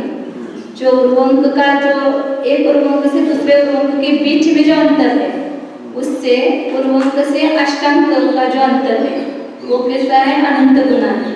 वह इस प्रकार निकालते हैं कि अनंतर अधस्तन उर्वंक में एक अधिक सब जीव राशि का भाग देने पर जो लब्ध हो उसमें से एक कम करने पर उर्वंक स्थान का अंतर होता है। ये अधस्तन उर्वंक स्थान कितना है, 100 है, और उसको एक अधिक जीव राशि से भाग दिया तो ये उर्वंक स्थान का अंतर हुआ। उर्वंक स्थान अधस्तन उर्वंक स्थान को एक अधिक जीव राशि से भाग दिया तो उर्वंक स्थान का अंतर आता है। और अष्टांग स्थान का अंतर कैसे आएगा, वहां पर अधस्तन उर्वंक को सब जीव राशि से गुणित करके 100 को 16 से गुना किया तो कितना है, 1600, और इसमें एक कम करो 1599 है। तो ये अष्टांग उर्वंग से अष्टांग स्थान का अंतर हो गया। तो इस अंतर से ये अंतर जो है अनंत गुना है, ये बताओ। मतलब जैसे अभी उर्वंग स्थान समझो 100 था और ये अष्टांग स्थान कितना हो गया 1700 हो गया।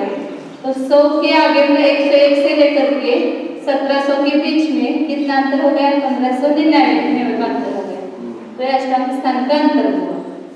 और ये उर्वंग स्थान का यहाँ पर उदाहरण नहीं दिया है, लेकिन जो एक उर्वंग से दूसरे उर्वंग का निकालेंगे तो उर्वंग स्थान को एक अधिक जीव राशि से भाग देकर के जो लब्ध आएगा वो उस दोनों के बीच का अंतर होगा। यहाँ पर जैसे 17 का भाग दिया तो कितना है 5, 15/17 इतना अंतर हुआ। एक उर्वंक से दूसरे उर्वंक का अंतर और यह उर्वंक से अष्टांग का अंतर, ये इस अंतर से अंतर अंत गुना है, ये बताना है। उसमें से एक माइनस करने के लिए कहा है ना, हाँ एक कम करना है, कम नहीं किया, सामान्य रूप से निकाला। तो एक कम करेंगे तो कितना है 4 है, 15/17 ऐसा कर सकते हैं 1000 एक अवस्था अनंत गुणक मानो 1000, उसके ऊपर एक अनंत भाग रख देंगे तो 1100 होगा, ये लास्ट का होगा। तो इसमें अनंत गुणा वृद्धि करके अष्टांग लाएंगे तो जोड़ेंगे तो होगा 12100। ऐसा करके भी देखेंगे तो बराबर हो जाए 10 माना पहला उर्वंक क्या माना 1000, हाँ ये और इसके ऊपर ये अनंत रजस्थान इसके ऊपर फिर अनंत भाग रोटी हुई हाँ तो 1100 हुआ। अनंत इसको 10 का भाग दिया तो कितना है 100 आया, तो कितना होगा 1100। ये लास्ट का उर्वंक ये हाँ उर्वंक हो गया। तो इन दोनों के बीच का अंतर स्थानांतर कहेंगे ना। हाँ तो 1100 जो है उसको एक अधिक अनंत का भाग दिया तो और उसमें जो आया उसमें एक कम करेंगे तो अंतर मिल जाएगा। 1100 जो है इसमें 10 और 1 11 का भाग दिया तो कितना है 100 आया, इसमें एक कम करेंगे तो ये 99 आ गया। तो इसमें मतलब ये उर्वंक का अंतर हो गया, मतलब 1100/11 मतलब 1000 पहला उर्वंक स्थान लिया, उसके ऊपर का उर्वंक स्थान क्या है 1100। तो कैसे आया तो इसको जीव राशि 10 माने, 10 का भाग दिया उसी में मिलाए तो कितना है 1100। तो इन दोनों का अंतर कितना हो गया तो 1100 को 11 का भाग दिया, एक अधिक जीव राशि का भाग दिया तो जो लब्ध आया यहाँ पर 100 उसमें से एक घटा तो उतना इन दोनों का अंतर हो गया। मतलब 1001 से लेकर के 1099 तक वो बीच का अंतर हुआ। अब यहाँ पर जीव राशि अपन 10 मानेंगे ना, तो यहाँ इसका अंतर क्या होगा 1000 को लेकर के करना पड़ेगा ना, 1100 में गुणा करें इधर का 1100 लेकर वहाँ, तो 1100 को जीव राशि अधिक 1 मतलब 11 का गुना करना पड़ेगा ना। तो वो अगला अंतर निकालने के लिए तो 10 का ही गुना करेंगे, 100 गुना यहाँ क्या है 16, जब जीव राशि का गुना करके उसमें एक कम करना है। अंतर निकालने के लिए जीव अंतर निकालने के लिए यहाँ पर 1100 को 10 का गुना किया और 1 माइनस किया तो 11000 और -1 तो 10,999 आएगी। ये अंतर हुआ, ये उर्वंक का अंतर कितना हुआ 99 हुआ और इसका अंतर ये हुआ। तो यहाँ पर ये अष्टांग निकालने के लिए क्या करेंगे 1100 में प्लस 1100 गुना 10 तो कितना आएगा यहाँ पर 11,000 आएगा। 12,100 नहीं एक इसका 11,000 आएगा, उसमें 1100 मिलाएंगे तो 12,100 आएगा। आए समझ में? ये मतलब ये पहला उर्वंक लिया फिर उसके ऊपर का उर्वंक फिर ये अष्टांग। तो एक उर्वंक से दूसरे उर्वंक का प्रमाण कैसे निकालते हैं कि पीछे के उर्वंक में जीव राशि का भाग देकर के उसी में मिलाते हैं, तो उसके ऊपर क्या अनंत भाग बुद्धि स्थान हुआ, तो उन दोनों का अंतर निकालने के लिए क्या करेंगे कि ऊपर के उर्वंक स्थान में एक अधिक जीव राशि का भाग देकर जो लब्ध आया उसमें एक कम करेंगे, तो वो उर्वंक एक उर्वंक से दूसरे उर्वंक का अंतर आएगा। फिर उर्वंक से अष्टांग के बीच का अंतर कितना है, इस अंतर से अनंत गुना अंतर है, तो वो कैसे निकालेंगे अंतर, तो यहाँ जो उर्वंक स्थान है अंतर निकालने के लिए तो क्या करेंगे, केवल जो उर्वंक स्थान है उसको जीव राशि का गुना करके एक कम करेंगे, तो 1100 को 10 का गुना किया उसमें एक कम किया तो 10,999। तो अष्टांग स्थान निकालने के लिए क्या किया था कि नीचे के उर्वंक में उर्वंक को जीव राशि का गुना करके उसी में मिलाया, तो क्या आया था, अष्टांग स्थान आया था। तो इस 1100 से लेकर के 12,100 तक जो है बीच का अंतर हो गया ना, बीच 1101 से लेकर के 12,099 तक वो बीच का अंतर हो गया, तो कितना हो गया अंतर 10,999। तो इस अंतर से उर्वंक स्थान के अंतर से अष्टांग स्थान का अंतर जो है वो अनंत गुना है, ये बताइए। तो अंतर निकालने के लिए क्या करना वो बताए, उर्वंक का अंतर निकालने के लिए क्या करना, उर्वंक स्थान को एक अधिक जीव राशि का भाग देकर के उसमें एक कम करना, और अष्टांग का अंतर निकालने के लिए उस नीचे के उर्वंक को जीव राशि से गुना करके उसमें एक कम करना, तो अष्टांग का अंतर आता है।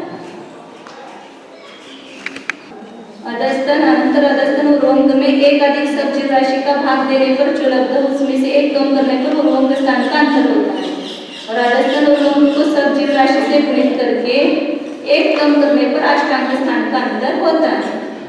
उर्वंक स्थान के अंतर से अष्टांग स्थान का अंतर कितना है, अनंत गुना। अभी जैसे 99 और 10,999 ये अंतर अनंत गुना है। जैसा गुणकार क्या है, एक अधिक सब जीव राशि से गुणित सब जीव राशि गुणकार है, वो कितना गुना है वो निकालने के लिए क्या करना पड़ेगा, एक अधिक सब जीव राशि से गुणित सब जीव राशि, मतलब 11 गुणित इन दोनों में कितना गुना बना है वो निकालने के लिए क्या करेंगे,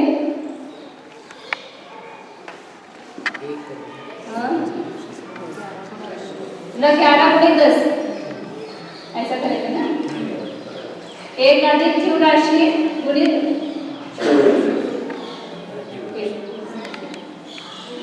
99 उर्वंक करते हैं, तो एक अधिक जीव राशि 11 गुणित 10 कितना हो गया 110, तो 99 को 110 से गुना करो तो ये संख्या है 99 गुना 110। हाँ ऐसे बराबर नहीं आएगा, 10,000 इसकी बोल रहे हैं क्या, उन्होंने ये बताया गुणकार का प्रमाण क्या है, जो कितनी गुनी है, तो सब जीव राशि अधिक एक को सब जीव राशि से गुना करके जो लब्ध आएगा उतना गुना उसमें आता है। जीरो आएगा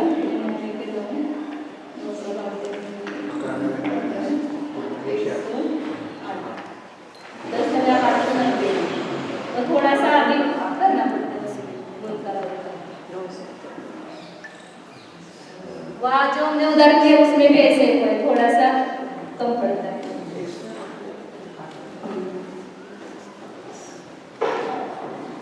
वो स्थान भी जोड़ा है उसमें वो जो 11 से जोड़े होंगे तो कम पड़ेगा। जो भी वृद्धि का प्रमाण होगा उसको कितनी स्पर्धक शलाका है उसका भाग देंगे तो उसको कहेंगे एक स्पर्धक, और स्पर्धक में एक कम करते तो स्पर्धक का अंतर होता है।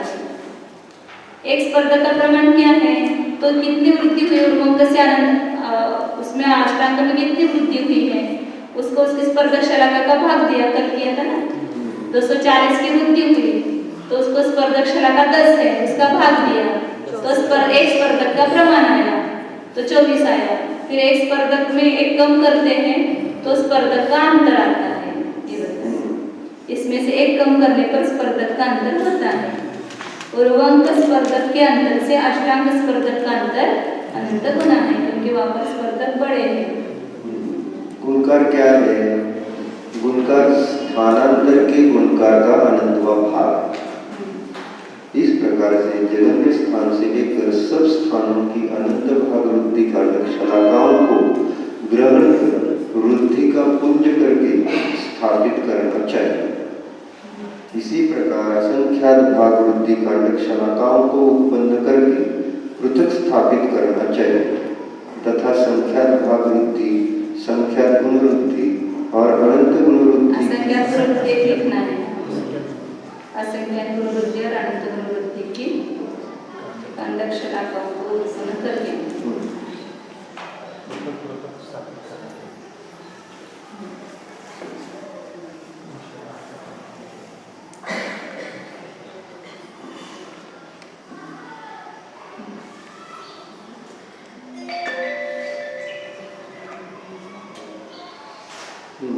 इसी प्रकार असंख्यात भाग वृद्धि कांडक शलाकाओं को उत्पन्न करके पृथक स्थापित करना चाहिए तथा संख्यात भाग वृद्धि, संख्यात गुण वृद्धि, असंख्यात गुण वृद्धि और अनंत गुण वृद्धि की कांडक शलाकाओं को उत्पन्न करके पृथक पृथक स्थापित करना चाहिए। उन शलाकाओं का प्रमाण बदलाते हैं, वह इस प्रकार है। एक स्थान के भीतर अनंत भाग वृद्धियां 5 कांडकों की अन्य व्यस्त राशि 1024। अरे एक बार पढ़ ले दिखाते हैं, आगे बता। एक बार पढ़ो तो दिखा के वापस पढ़ो। अन्य व्यस्त राशि 1024 के बराबर। चार कांडकों के वर्ग प्रमाण, 6 कांडकों के घन प्रमाण, 4 कांडकों के वर्ग प्रमाण और 1 कांडक प्रमाण है। एक षट स्थान में अनंत भाग वृद्धियां कितनी बार होती है? तो अपन तो वहां पर कांडक का जो संतुष्टि आपका संतुष्टि लिए वो 4 लेते हैं। वाजिबकान में अपन 2 लेते थे ना, 2 बार वर्ग फिर एक बार असंख्यात भाग वृद्धि चतुरंग ऐसा लेते थे। उस कांडक का प्रमाण यहाँ कितना लिया है? 4 लिया है। तो कांडक के अन्य व्यस्त राशि कितनी बताए वहां पर? 4 बार में 5 बार है। 5 कांडकों के अन्य व्यस्त राशि, तो 5 कांडक मतलब क्या हो गए? 5 बार कांडक रखो और उसका परस्पर गुणा करो तो उसको कहेंगे अन्य व्यस्त राशि। तो 5 बार कांडकों के परस्पर गुणा करेंगे तो ये अन्य व्यस्त राशि होगी। तो 4 गुना 4 गुना 4 के 4 × 16 16 के 64 256 जो 1024 होता है। मतलब यहाँ पर कांडकों की क्या किया? 5 कांडकों के अन्य व्यस्त राशि निकालनी और उसमें और क्या मिलाना? 4 कांडकों की नहीं, कांडकों के वर्ग का वर्ग कितनी बार करना? 4 बार। कांडक के वर्ग का वर्ग, कांडक उसका वर्ग और उसका वर्ग, ये कितनी बार रखना? 4 बार। प्लस करना, गुना नहीं करना, उसमें 4 बार ऐसा लिखा वहां पर। फिर उसमें ये 4 बार और उसमें कांडक का घन ये कितनी बार रखना? 6 बार। फिर कांडक का वर्ग 4 बार। फिर एक कांडक लिखा है, एक कांडक। इनका इसको सबको जोड़ेंगे तो कितनी क्या होते हैं? अनंत भाग वृद्धियां होती है। तो यहाँ कांडक 4 लिया है, कांडक के वर्ग का वर्ग ये 4 बार रखना है, इसे प्लस करना है सब। तो कांडक के वर्ग का वर्ग क्या है? 4 का वर्ग 16, 16 का वर्ग 256। तो 256 कितनी बार आएगा? 4 बार। 256 256 256 तो भी 1024 हो गए। 1024 और 1024 फिर कांडक का घन, कांडक 4 और उसका घन 4 का घन तो 6 बार रखना है। 4 का घन 64, तो 64 कितनी बार रखेंगे? 6 बार। 6 बार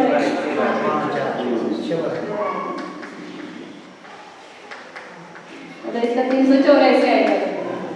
64 64 64 गुना 6 करो तो कितना आएगा? 384 आएगा। और कांटक का वर्ग 4 बार, कांटक का वर्ग 16 है, 16 को 4 बार रखेंगे तो कितना आएगा? 64 16 ऐसे 4 बार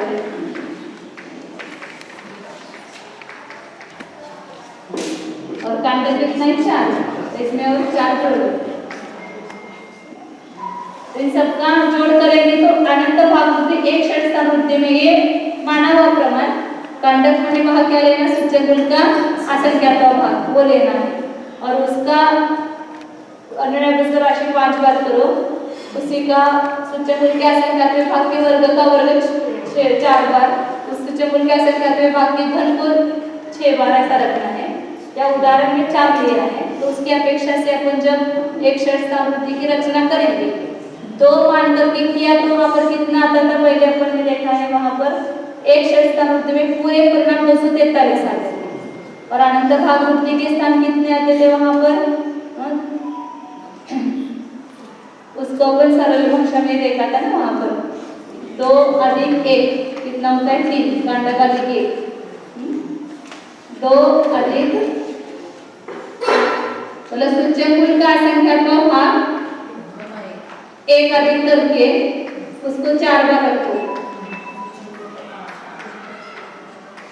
और एक बार सूचकगुण का असंख्यात्मक भाग, इन सबका परस्पर गुना करने पर उतनी अनंत भाग एक षट्स्थान में होती है। वही इससे आएगा, ये दबदबी अलग नहीं आएगा, उसको भी दिखाते हैं। अभी इसका पहले जोड़ करके दिखाते हैं। 1024 फिर 1024 इसका है, कितना हो गया? 2048 2048 और 384 है, 384 और 64 और 4 ने 8 2048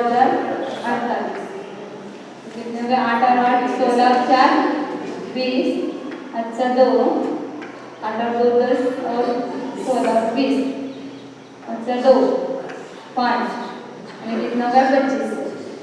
एक षट्स्थानवृत्ति 4 को लेकर के जो गणित है ना उसके हिसाब से करेंगे तो यहाँ 3100 परिणाम आते हैं, कुल परिणाम 3100 आते हैं, 25 परिणाम आते हैं सब मिला करके। तो उसमें अनंत भागवती कितनी बार आएगी? 2500 बार आएगी। उसमें 90 नंबर पेज है नोट्स में, आप देखो इसमें पूरी षट्स्थानवृत्ति की रचना की है। तो उर्वंक आप गिनो तो कितने हो जाएंगे? वहां पर 2500 होंगे, 90 नंबर पेज पर है तो बराबर आएगा सामने सामने। तो एक इसमें क्या है? वो उर्वंक वो 25 है और उर्वंक 4 बार एक इसमें है कांडक का प्रमाण, तो 25 गुना 4 मतलब कितना हो गया? 100 हो गया। और ऐसे उभी लाइन भी 25 है तो 100 गुना 25 कितने हो गए? 25 हो गए। अनंत भागवती समझ में है? उसमें उर्वंक हर इसमें 4 बार दिया है ना, एक कांडक 4 का माना है, ये 4 बार दिया है। और ऐसे ये कितने हैं? उसमें रकाने कितने हैं? 25 है, तो 25 गुना 4 कितना हो गया? 100 बार हो गया। और ऐसे में वो मिलाएंगे कितनी है? 25 है, तो 100 गुना 25 कितना हो गया? 25 हो गया। तो उर्वरक कितनी बार आया है उसमें? 2500 बार आया है। तो ये आया है यहाँ पर 2500, और इस हिसाब से भी देखो तो 2500 ही आएगा। ये जो अपन करते ना कांडक गुना एक अधिक कांडक ये 4 बार रखो, तो यहाँ 4 गुना 5 गुना 5 गुना 5 गुना 5, एक अधिक कांडक 5 बार रख करके परस्पर गुना करके तो पूरे षट्स्थान वृद्धि के परिणाम आते हैं। लेकिन उसमें अनंत भाग वृद्धि कितनी बार हुई है उसका प्रमाण निकालने के लिए क्या करते हैं? कांडक को केवल एक कम यहाँ एक नहीं लेना, केवल एक में बाकी सब वृद्धियाँ आ जाएगी, वो एक गुण करके। इसलिए एक मतलब कांडक और फिर एक अधिक कांडक 4 बार रख करके परस्पर गुणा करो। तो कितना हुआ 4 गुना 5 20, 20 पचे 100, 100 पचा 500, 500 पचा 25। तो अनंत भाग वृद्धियाँ कितनी हो गई 2500 बार।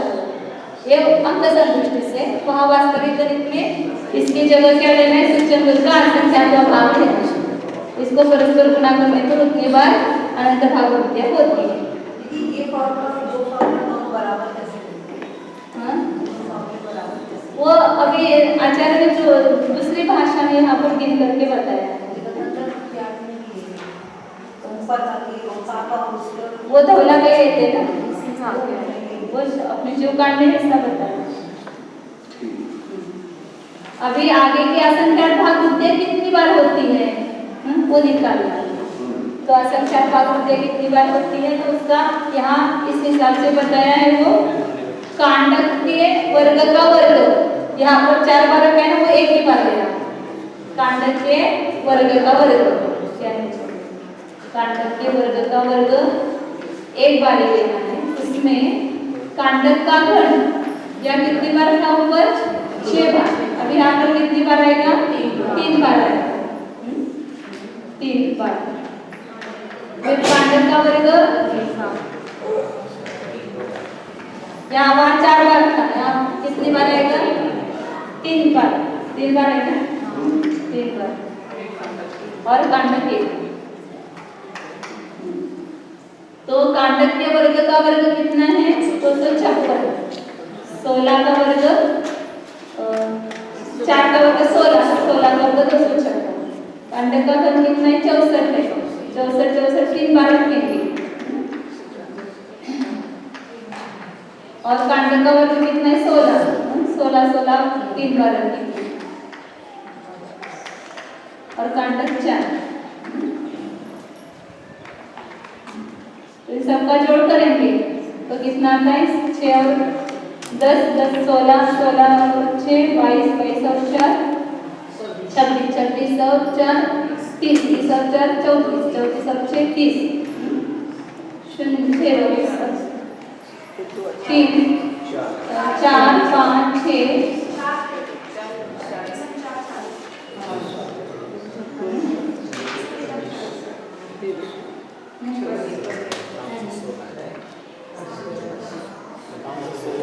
6 और 4 10, 10 और 4 14 18 18 और 36 और 4 40। अच्छा 4 फिर 4 और 1 5 6 7 7 और 18 25 25 और 5 30 अच्छा 3 और 2 5 कितनी बार हो गए 500 बार। तो अब जो अपन ने 90 पेज पर देखा था ना, उसमें असंख्यात भाग वृद्धि मतलब चतुरंग, वो 4 4 कितनी बार आए वहां पर एक लाइन में। हाँ वो 25 और 25 से बराबर है, लेकिन चतुरंग कितनी बार आए वहां पर 25 बार। हर एक रकाने में एक और ये 25 नहीं 25 बार नहीं आएगा। तो उसमें बीच में संख्या का भाग करते हैं 5 अंक 4 बार आया 5 बार आया, मतलब एक एक में 20 है 20 बार। हर 5 पे 20 4 बार। हाँ हर 5 पे 4 बार 20 बार 20 गुना 25 तो 500 एक लाइन में 20 बार आए ना असंख्यात भाग और 25 रकाने में उसको 25 से गुना करो तो 20 गुना 25 माने 500। हाँ और अपन जैसे वो हिसाब से निकालते वो एकदम सरल है। उसमें और एक कम करो 4 गुना 5 गुना 5 गुना 5 या 4 बार किया तो 3 बार करना, एक एक कम करते जाते हैं क्योंकि अपन जब देखते एक क्षमता में अनंत गुणवृद्धि एक बार, असंख्यात गुणवृद्धि जो है वो कांडक प्रमाण बार होती है और संख्यात गुणवृद्धि जो है कांडक गुणित एक अधिक कांडक प्रमाण बार होती है और संख्यात भाग वृद्धि उससे और एक बार गुणित होती है। और असंख्यात भाग वृद्धि उसके और एक बार गुणित होती है, और अनंत भाग वृद्धि उसके एक अधिक कांडक प्रमाणावर गुणित होती है। या ऐसा आता है ना, तो अनंत पुनरुक्ति एक बार, ये असंख्यात पुनरुक्ति 4 बार होगी, ये संख्यात पुनरुक्ति 20 बार होगी, संख्यात भाग वृद्धि 100 बार, असंख्यात भाग वृद्धि 500 बार और अनंत भाग वृद्धि 2500 बार। ये सब मिलाकर के एक षट्स्थान वृद्धि होगी। तो ये इस प्रकार 3125 आता है इसको उत्तर। वही यहाँ पर इस भाषा में उन्होंने बताया कि कांटक के वर्ग का वर्ग करो, कांटक के खंड के 3 बार को, तो वही उत्तर आएगा 500। इसका भी उत्तर कितना आया? 500 आया। आगे इस हिसाब से कांटक का खंड, कांटक के वर्ग का वर्ग नहीं होगा, कांटक का खंड एक ही बार आएगा, फिर कांटक का वर्ग 2 बार आएगा,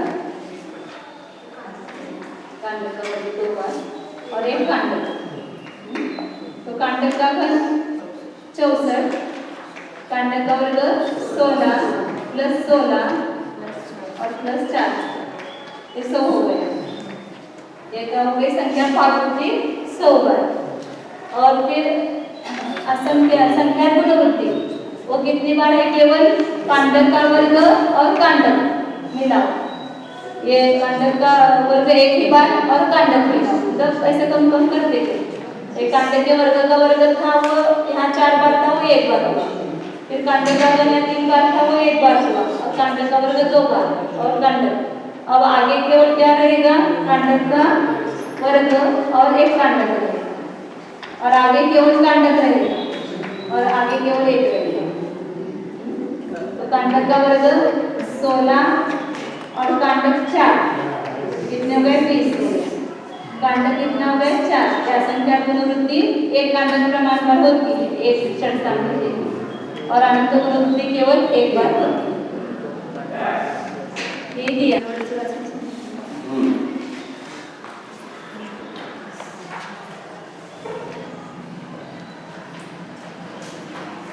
ये अभी लगा है उतना पढ़ो खाली।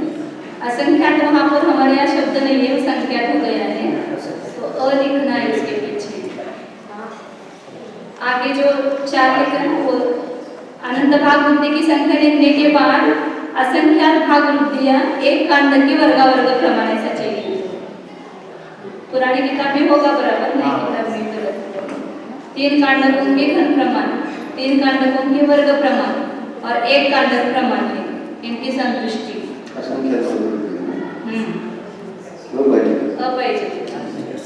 फिर आगे संख्यात भाग वृद्धियां एक कांडक के घन प्रमाण, 2 कांडकों के वर्ग प्रमाण और 1 कांडक प्रमाण। संख्यात पुनरुक्तियां एक कांडक के वर्ग व कांडक प्रमाण, असंख्यात पुनरुक्तियां कांडक प्रमाण, अष्टांक 1 है और जगन्य स्थान ऐसा ग्रहण करना चाहिए।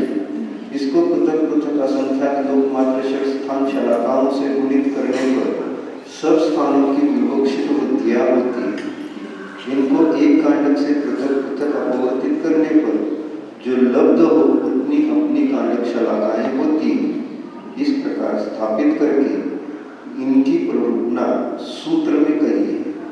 यथा अनंत भाग वृद्धि कांडक, असंख्यात भाग वृद्धि कांडक, संख्यात भाग वृद्धि कांडक, संख्यात गुणवृद्धि कांडक, असंख्यात गुणवृद्धि कांडक और अनंत गुणवृद्धि कांडक भी है।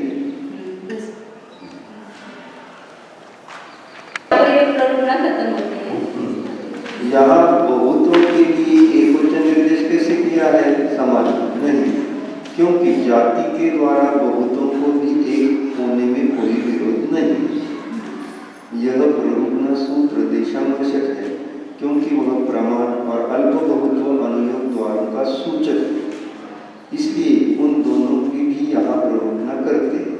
वह इस प्रकार है: अनंत भाग वृद्धि, असंख्यात भाग वृद्धि, संख्यात भाग वृद्धि, संख्यात गुणवृद्धि, असंख्यात गुणवृद्धि और अनंत गुणवृद्धि। ये असंख्यात लोक प्रमाण है, क्योंकि असंख्यात लोक मात्र षट्स्थान शलाकाओं के द्वारा अंगुल के असंख्यात भाग मात्र अपनी अपनी कांडक शलाकाओं को गुणित करने पर भी असंख्यात लोक मात्र राशि उत्पन्न होती है, प्रमाण समाप्त हुआ। अल्प बहुत के अनंत गुणवृद्धि कांडक शलाकाएं सबसे स्तोत्र। ने ऊपर जो बताए सब एक षट्स्थामृद्धि में कितने कितने होते हैं ये बताया था। ऐसी षट्स्थामृद्धि कितनी होती है, असंख्यात लोक मात्र होती है, इसलिए आपने अपने जो शलाका है उसका असंख्यात लोक से गुना करो तो सब षट्स्थानों में अनंत भाग वृद्धि कितनी होती है वो आएगी।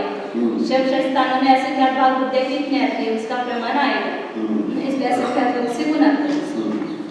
अल्प बहुतों को कहते हैं अनंत गुणवृद्धि कांडक शलाकाएं सबसे स्तोत्र, और उससे असंख्यात गुणवृद्धि कांडक शलाकाएं असंख्यात गुणी। गुणकार क्या है? गुणकार अंगुल के असंख्यात में भाग मात्र एक कांडक है। अभी कहते हैं ना अनंत गुणवृद्धि एक बार, और वो कितने हैं? 4 है। असंख्यात गुणवृद्धि 4 है तो कांडक से गुना करो, आगे आगे फिर एक अधिक कांडक से गुना करेंगे वो गुणकार आएगा। उससे संख्यात गुणवृद्धि कांडक शलाकाएं असंख्यात गुणी।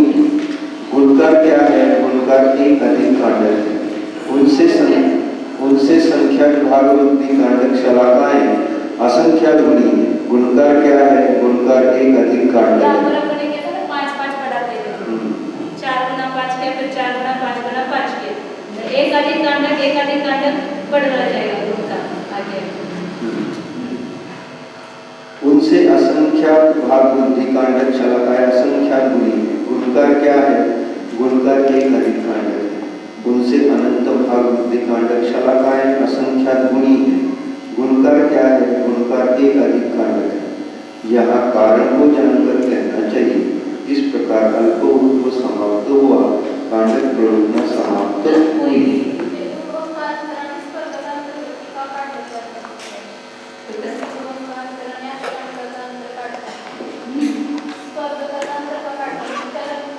पूर्वांक स्थान में जो स्पर्धकों के बीच का अंतर आएगा वो कम आएगा,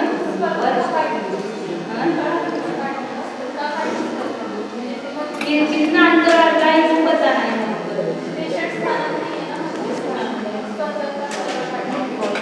वो पहले आया है ना वो प्रकरण, कितना स्पर्धा का अंतर होता है वो बताने के लिए दोगुना होता है। एक स्थान से दूसरे स्थान में अंतर में कितना होगा, स्पर्धक से उसके अंतर में कितना होगा।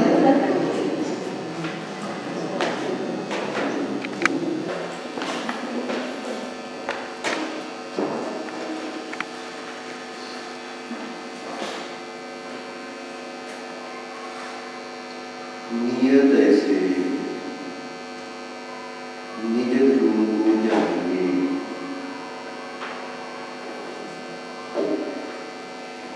हानि वृद्धि से अतीत ऐसे परम शुद्ध परम पारिणामिक भाव को जानिए।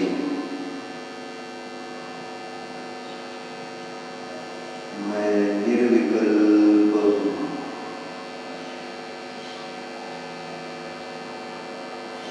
जानने वाला यह है निर्विकार हूँ।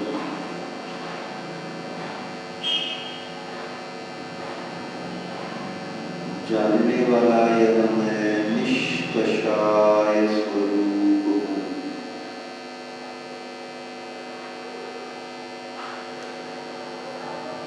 जानने वाला यह मैं निस्संग हूँ।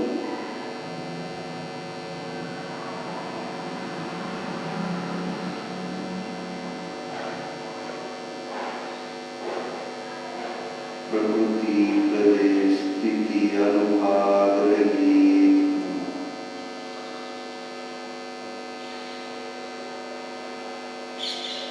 निष्कर्म स्वरूप हूँ। शुद्ध हूँ।